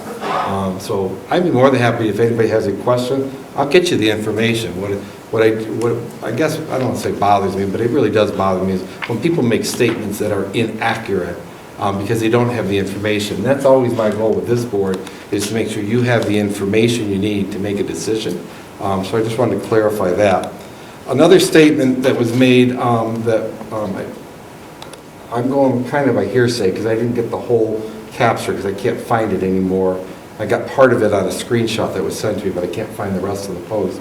On the posting was that Richmond is the only district that evaluates their teachers each year. So we all know the legislators have gotten into the mix of schools when they shouldn't have. That should be a locally controlled decision. And what the legislators have also done is they've taken the ability to bargain this stuff away from our employees and all employees, such as the teacher. So the legislators passed Michigan School Code 380-1249. And this is all about evaluation, who evaluates them, and you're going to notice in here that it is the superintendent's job to make sure the evaluation is done correctly, consistently, and the administrators are trained in the evaluation model, which our administrators just went through almost 40 hours of training. But if you look in the law, there it is. This isn't Brian Walmsley, this is state law. This says the performance on evaluation system must provide that if a teacher is rated highly effective on consecutive annual end of the year evaluation, on three consecutive, the district may choose to only have the evaluation done on a biannual basis. So if you've got 3 consecutive, only at that point can the district say yes or no if we're going to do an evaluation each year. It also talks about if you're an ineffective teacher in here. So I guess all of the statements that we've put in place, I know one of my first year and the names of staff that have left since I've been here, there were staff that are left here because I had to implement the Affordable Care Act. You know, there were staff who were considered part-time, and their hours got changed to 5 hours and 75 minutes a day. It's most of the time, it's laws that are being presented that we have to implement. So I just want to clarify, it's not my intent to call them out. I did use Mr. News's name, so I apologize if he found it offensive. I just wanted to clarify. Ms. Vashana mentioned, you can find all this stuff on the website. If you want to see my contract, it's on the website. There's no secret regarding that. The last thing I will leave you with is we talked about enrollment. We talked about you had a budget presentation tonight, or an audit presentation, that showed over the last several years our enrollment has continued to go up. There's actually a board member who asked the question, I think it was you, about enrollment. How many students have we lost and gained? And we have it every year, but we net more students gaining than we do leaving. So this is for the board and for the listening audience. This will give you our fall enrollment, what we submitted to the county. Our board budgeted that we were 11 FTEs up, and I gotta remember, we're doing a blended count. We're doing 90% of your fall account, 10% of your February count, you mix them together. But if I look at last October, October 6, 2021, at the very bottom, we had 1,529.93 FTEs is what we submitted. October 5th, 2022, we submitted 1,588.03. That is a 58.1% increase from the previous year. That's not our total FTE, because you got to take 90% of that and 10% of the February count. But it does show we are in an upward trend. So the comments we made during the transportation proposal or presentation, those are serious issues that we're going to have to begin talking about and addressing of how we're going to maintain. That's 58 more kids, if you just look at roughly, if you equate that to head count, more kids that are now in our district than were here previously from last October. That's more ridership, that's more food service, that's more classroom space, which we've addressed with adding teachers. It's more of everything. It's more space physically in the room, buildings. That means less classroom spaces are going to be available, which is in the whole long term. We talked about strategic plans. In 2027, this board is going to have to make a decision on going back to this community potentially to do a no increase bond. And what those dollars will do is be able to put the addition on the middle school, because there's not many classrooms left. When you look at the high school, there's not many classrooms left that we may need to have addition on here. That's the next phase of the long term, if we continue in this path, which I'm hopeful we are, because this is a huge turnaround for our community, and it speaks volumes to one of the first things that Ms. Staples, I almost said Eric, sorry, Staples mentioned about the biggest impact that will have for, that will address student achievement is relationships. That is the biggest impact. If a student feels valued in their class and they feel like their teacher cares about them, they're going to produce. And it speaks volumes with people choosing Richmond, moving into Richmond, of our staff, of our community, and what our community has to offer. So with that, I have no other information to report. Thank you. Next item on our agenda is our items of interest from the board. Candace, I'll start with you tonight. Okay. Good night.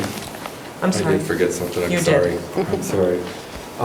We'll pause and. The correction on the statement on the, you want me to speak about that? Yeah. All right. At the last board meeting, there was a gentleman, I believe his name was Benjamin, who came up and said that there was a violation of campaign finance rules by Board Member Telto. Working with Board Member Sean, I contacted our attorney. I sent the video clips from both meetings. The attorney came back and said there was no violation. As a board, you are a policy-making board, and that is your role to advocate for individuals who are policy makers, and that's exactly what happened. So I did look into it for the board.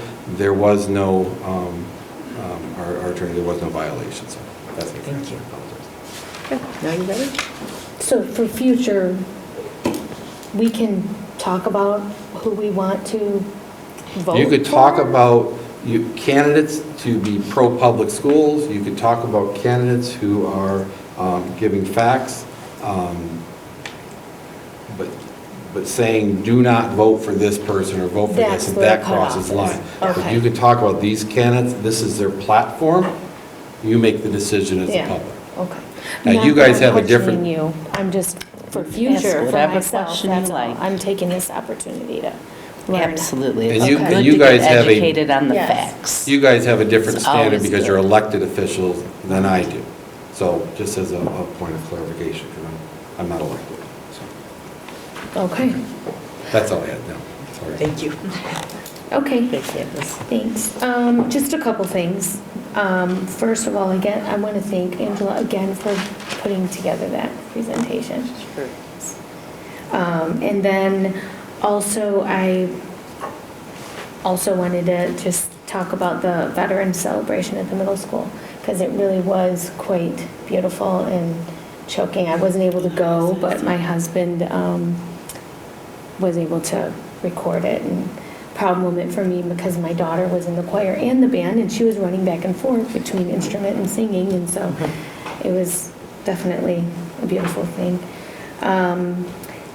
The other thing I wanted to say thank you to everybody who voted for me for the school board. I'm very happy to be a part of the community and help make decisions for the next 6 years. I'm excited about it. I think I get to take a little break for a month or so, right? Well, as soon as it becomes, as soon as we till get my position is what is available, that? but Yeah, once the district receives certified results, because you're switching positions term-wise, you're going to go off till January, and whoever is the successful write-in campaign, and there were 3 on the ballot for that position, will fill your vacancy and the remaining term. Right. So thank you to everyone for that. I think I'm going to kind of, I don't know if this is allowed, but since this was on part of our topic with, I'm going to respond to Mrs. Brockett, only because we did already talk about the LGBTQ class that we took. So I just wanted her to know that I did take the class because I wanted to educate. And for the record, it was standing room and sitting room. It was very obvious that this is a key topic in our state right now. So it was very informative. And I think that the biggest piece that came out of it for all 3 of us was regarding this growth and development, sex ed class, and educating all of that. There's a lot of educating that can be done with that curriculum if we implement it. And so I just wanted to talk about that because it was already on our topic tonight. So, and I think that might be it. Yeah, that's it. Sandy? Sure.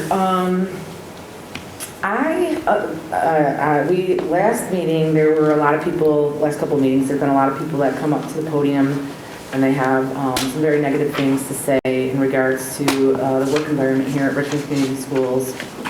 I just kind of would like to address those a little bit. I've heard a lot of people come up here and speak for other individuals. But the thing is nobody has come forward themselves to speak regarding any toxic current work environment. And I don't want to say this wrong, but I'm not concerned about what happened prior, the prior formal complaint that was made against Mr. Walmsley in 2019. I'm more concerned about right now and in the future. I haven't seen a resignation letter come across me at all that indicates a toxic work environment or any issues regarding that at all.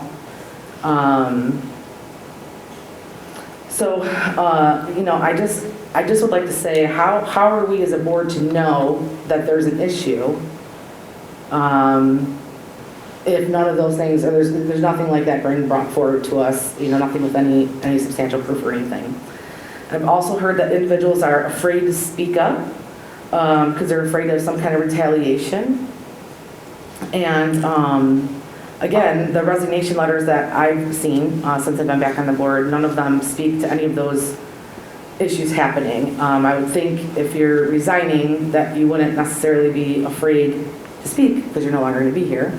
Additionally, I just would like to say that we do have a policy in play that prevents any type of retaliation when you do speak up. And like I said, there very well may be an issue. I'm not saying that there's not. I don't work here, but we can't do anything if we don't have any kind of proof. What we can do is if we notice that there's an issue or we don't like the way something's being done, we can address that with the superintendent at the evaluation. Now, I just, like, here are just some facts I think that maybe the public is not aware of. You know, I don't know if you know or you don't know, but Mr. Walmsley has very little interaction with teachers in the buildings. His interactions are mainly with the administrators. He's only been involved in a handful of teacher disciplinary actions. This was prior to us having an HR person. There's only been just a few people fired from the district since Mr. Walmsley came on. So, you know, this includes all staff. So I'm just, again, I'm not quite sure where the fear of coming forward is coming from then. I was also going to say a bit about how the evaluations work, but Mr. Walmsley already did that, so I don't reiterate that. But I'm not sure also if everybody knows, but Mr. Walmsley's pretty involved in this community, in this district. He's a member of the Lions Club. He's a member of the Rotary Club. He's always a big help to Sandy's kids. He meets with the Richmond Education Foundation and is a huge help to the foundation in raising money to give scholarships to students, mini grants for teachers, and summer camps for students. These are just a few things that I do know about. I mean, I didn't talk to him and ask him about any of those things. Those are just things that I know and that I've seen. So there's no doubt in my mind he does care about the students here and he does care about this district. I also would like to say that there's been a lot, like I said, there's been a lot of negativity, a lot of negative things regarding the district. It's leadership and even coaches, teachers. There are 2 social media outlets out there that I know of that, you know, go on and on about how Richmond Community Schools are so bad and what we're doing so wrong, which I honestly cannot believe why anyone would participate in making your community look bad in any kind of way. It's absolutely mind-boggling to me. I'm not in any way, shape, or form trying to say that we should ignore issues. I just don't believe putting those issues on social media is good for anybody, especially the students here at Richmond Community Schools. Here are some positive things that are happening here in our district. We're looking to approve raises for the food service and paraprofessionals tonight. We're looking to reward all employees with pay increases due to additional funds. The high school theater program is putting on a play November 18th, 19th, and 20th, which Mr. Walmsley already did talk about. So 2 things he stole my thunder on. The band scored a first division reading this year in MSBOA. The choir and band went to Cedar Point this year. The girls volleyball team advanced to the district finals this year. The boys soccer team was second in the league this year. These are just a few positive things that that I think that we should be showcasing about our district. But lastly, I just want to, just on a little bit lighter of a note, when I was in kindergarten, I went to a Santa shop, and this is just a funny memory of mine. I purchased my dad a keychain that said Dad, right? And it flipped out and it was a knife. So not only did I have a knife in school, but also I purchased it from the school Santa shop. That ages me at all.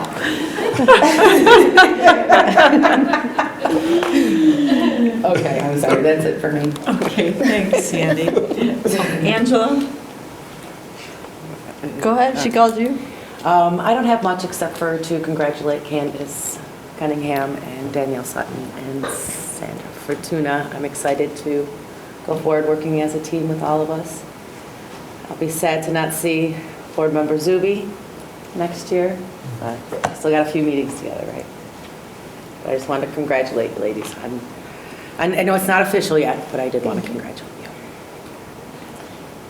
Okay. All set, yes. Okay, Danielle? Yeah. I forgot what I was going to talk about. No, but one question I did have that I emailed Mr. Walmsley about was regarding specials, was one of my concerns at the elementary school. And I know he said, well, it was something that Miss Ara would have to, Stables, sorry, look into. But I know she wasn't here prior to COVID, so I'm not sure if she knows that it changed during COVID. But it was a big concern of mine and just talking with other parents who were in kindergarten and talking with teachers, well, Jackson's teacher, I should say, because they had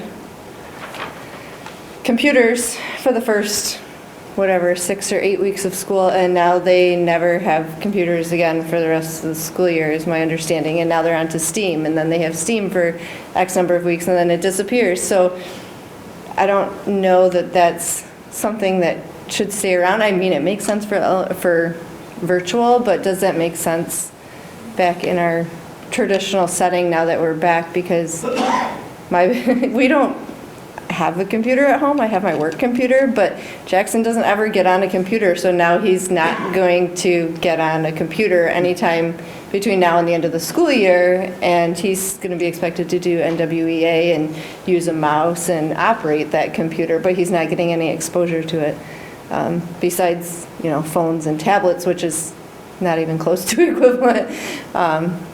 So my question, or maybe look into what, if we can go back. Obviously we can't, I don't know that we could do it now, but is it something we can look into, going back to quote-unquote traditional specials going on? So that was one thing I emailed about in the last couple of weeks. And the traditional is once a week for the whole year? Yeah, Okay. yeah. Yep.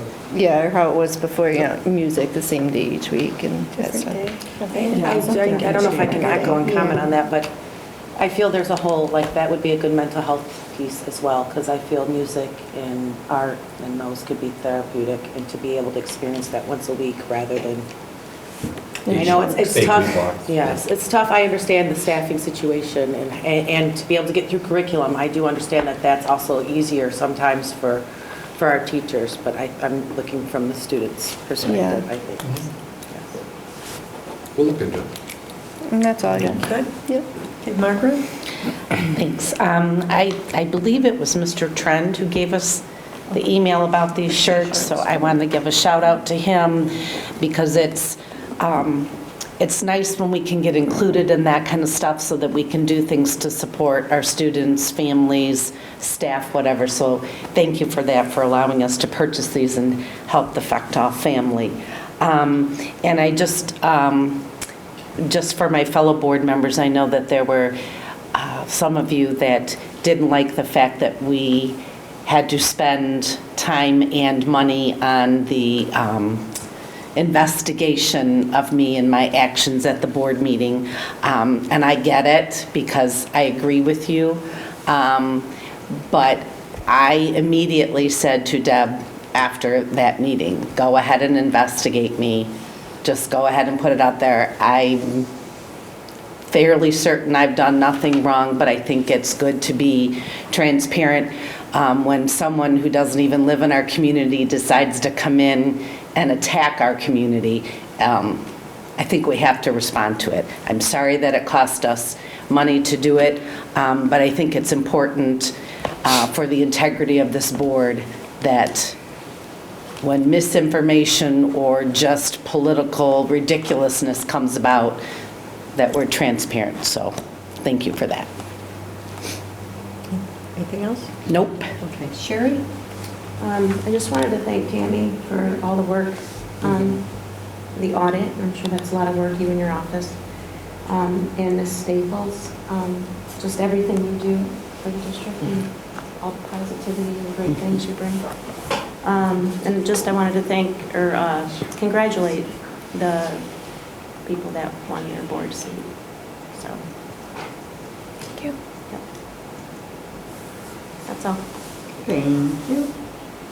I always write notes, so give me a minute.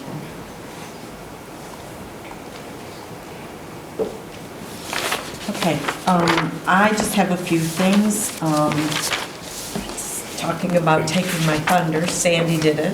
I'm sorry. No, that's okay. I agree that this district is doing a lot of positive activities, teaching, the whole Kagan training, and the fact that our teachers are doing it. we need to be putting that out there because there is some great things going on in this district. And Sandy just listed some of them. I won't repeat them. But I think we need to be putting that out there. If you look at our district Facebook page, and I want to personally thank Ann Durst, Christina Walla, and Jennifer Cara. They are posting regularly on the district Facebook, so you can see what is going on, and you can see what's happening with pictures and some explanations. Again, there are some very positive, very good things that are happening in the district. I too want to congratulate Sandy and Candace. I look forward to working with you over the next, whatever, I don't know, I have 4 years left now. But I look forward to working with both of you as we move forward. Danielle. And Danielle, I'm sorry. We've already been working with her. Yeah, so. I was just, well, Yeah. I forgot, I'm sorry, and I apologize. You're right, all three of you were on it, so I do look forward to working with all three of you. I do want to bring just something up real quick. Danielle did mention that she was concerned that I might have violated the Open Meetings Act. I did take a look at our Open Meetings Act book that we got, or everyone should have received. If you go to page 15 at the bottom, it does explain that we can, this is what it reads, a school board member may individually contact other members of the board in an effort to persuade them to vote a particular way without violating the Open Meetings Act, as long as no decisions are made during the discussions and the discussions are not a deliberate attempt to avoid OMA. I did also contact Katie, who we work with for the board, and she pretty much stated the same thing.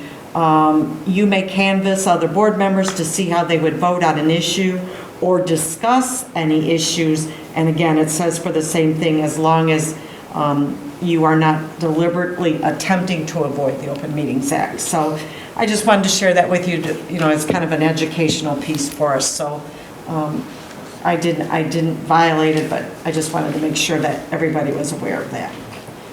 And I think that was my last. I just want to, I'm sorry, I don't know if I can piggyback on that. Okay. But, just wanted to ask you, so I sent the email asking you a question in regards to investigations into board members. Right. And I just want to be clear, so in the future, the practice will be to vote on whether or not Correct. a board member should be Investigated or not. investigated, because it does cost. So if someone brings something up from the board, I will then ask the board, do we want to investigate or not? Okay. So I will get your approval. Same thing if anything is stated out in the audience. I will then come back to the board and ask, do we want to investigate or not? That way we can decide if we want to spend that money on attorney costs or not. Okay, thank you. Okay. Can I question just one thing on that topic? Yeah. So once you get your 4 of 7, I mean, is it standard that you would then still inform the other 3 that that conversation took place and that has now been a decision? Just because you've received your 4, does it mean you stop calling everybody? No. Okay. No. And So you would still call everybody? Yes, I know that Okay. I have. I mean, when I'm doing it as a president, I will talk to all board members or receive an email. And in your instance, you stated at the meeting that you wanted one, so I knew where you were. Okay. Where you stood. Okay? Okay. Our next item on the agenda, get that back there, is our action items. I am looking for a motion for the approval of an amendment to contract between Richmond Community Schools Board of Education and the food service employees. I move to accept the recommendation of the superintendent and approve the letter of agreement to amend the contract with the food service employees as outlined in the attached documentation. Do I have support? Support. Do I have any discussion? I'll just reiterate real quickly, this is for the direction the board gave me. I've met with the food service union. You're going to see the educational paraprofessionals coming up, just so the board knows. We do have a letter of agreement with the teachers for their off-schedule payment. I am working with the administrators to solidify that, and we're very close with secretaries, so I'm chipping each group away on the list, so.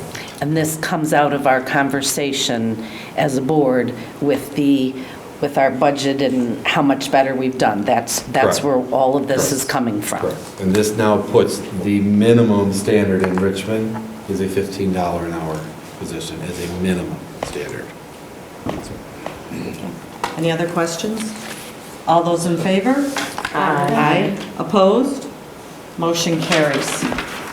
I'm looking for a motion for the approval of an amendment to the contract between Richmond Community Schools Board of Education and the Teamsters State, County, and Municipal Workers Local 214 for our educational paraprofessionals. I motion to accept the recommendation of the superintendent and approve the letter of agreement to amend the contract between Richmond Community Schools Board of Education and Teamsters State, County, and Municipal Workers Local 214 educational paraprofessionals as outlined in the attached documentation. Support. Thank you.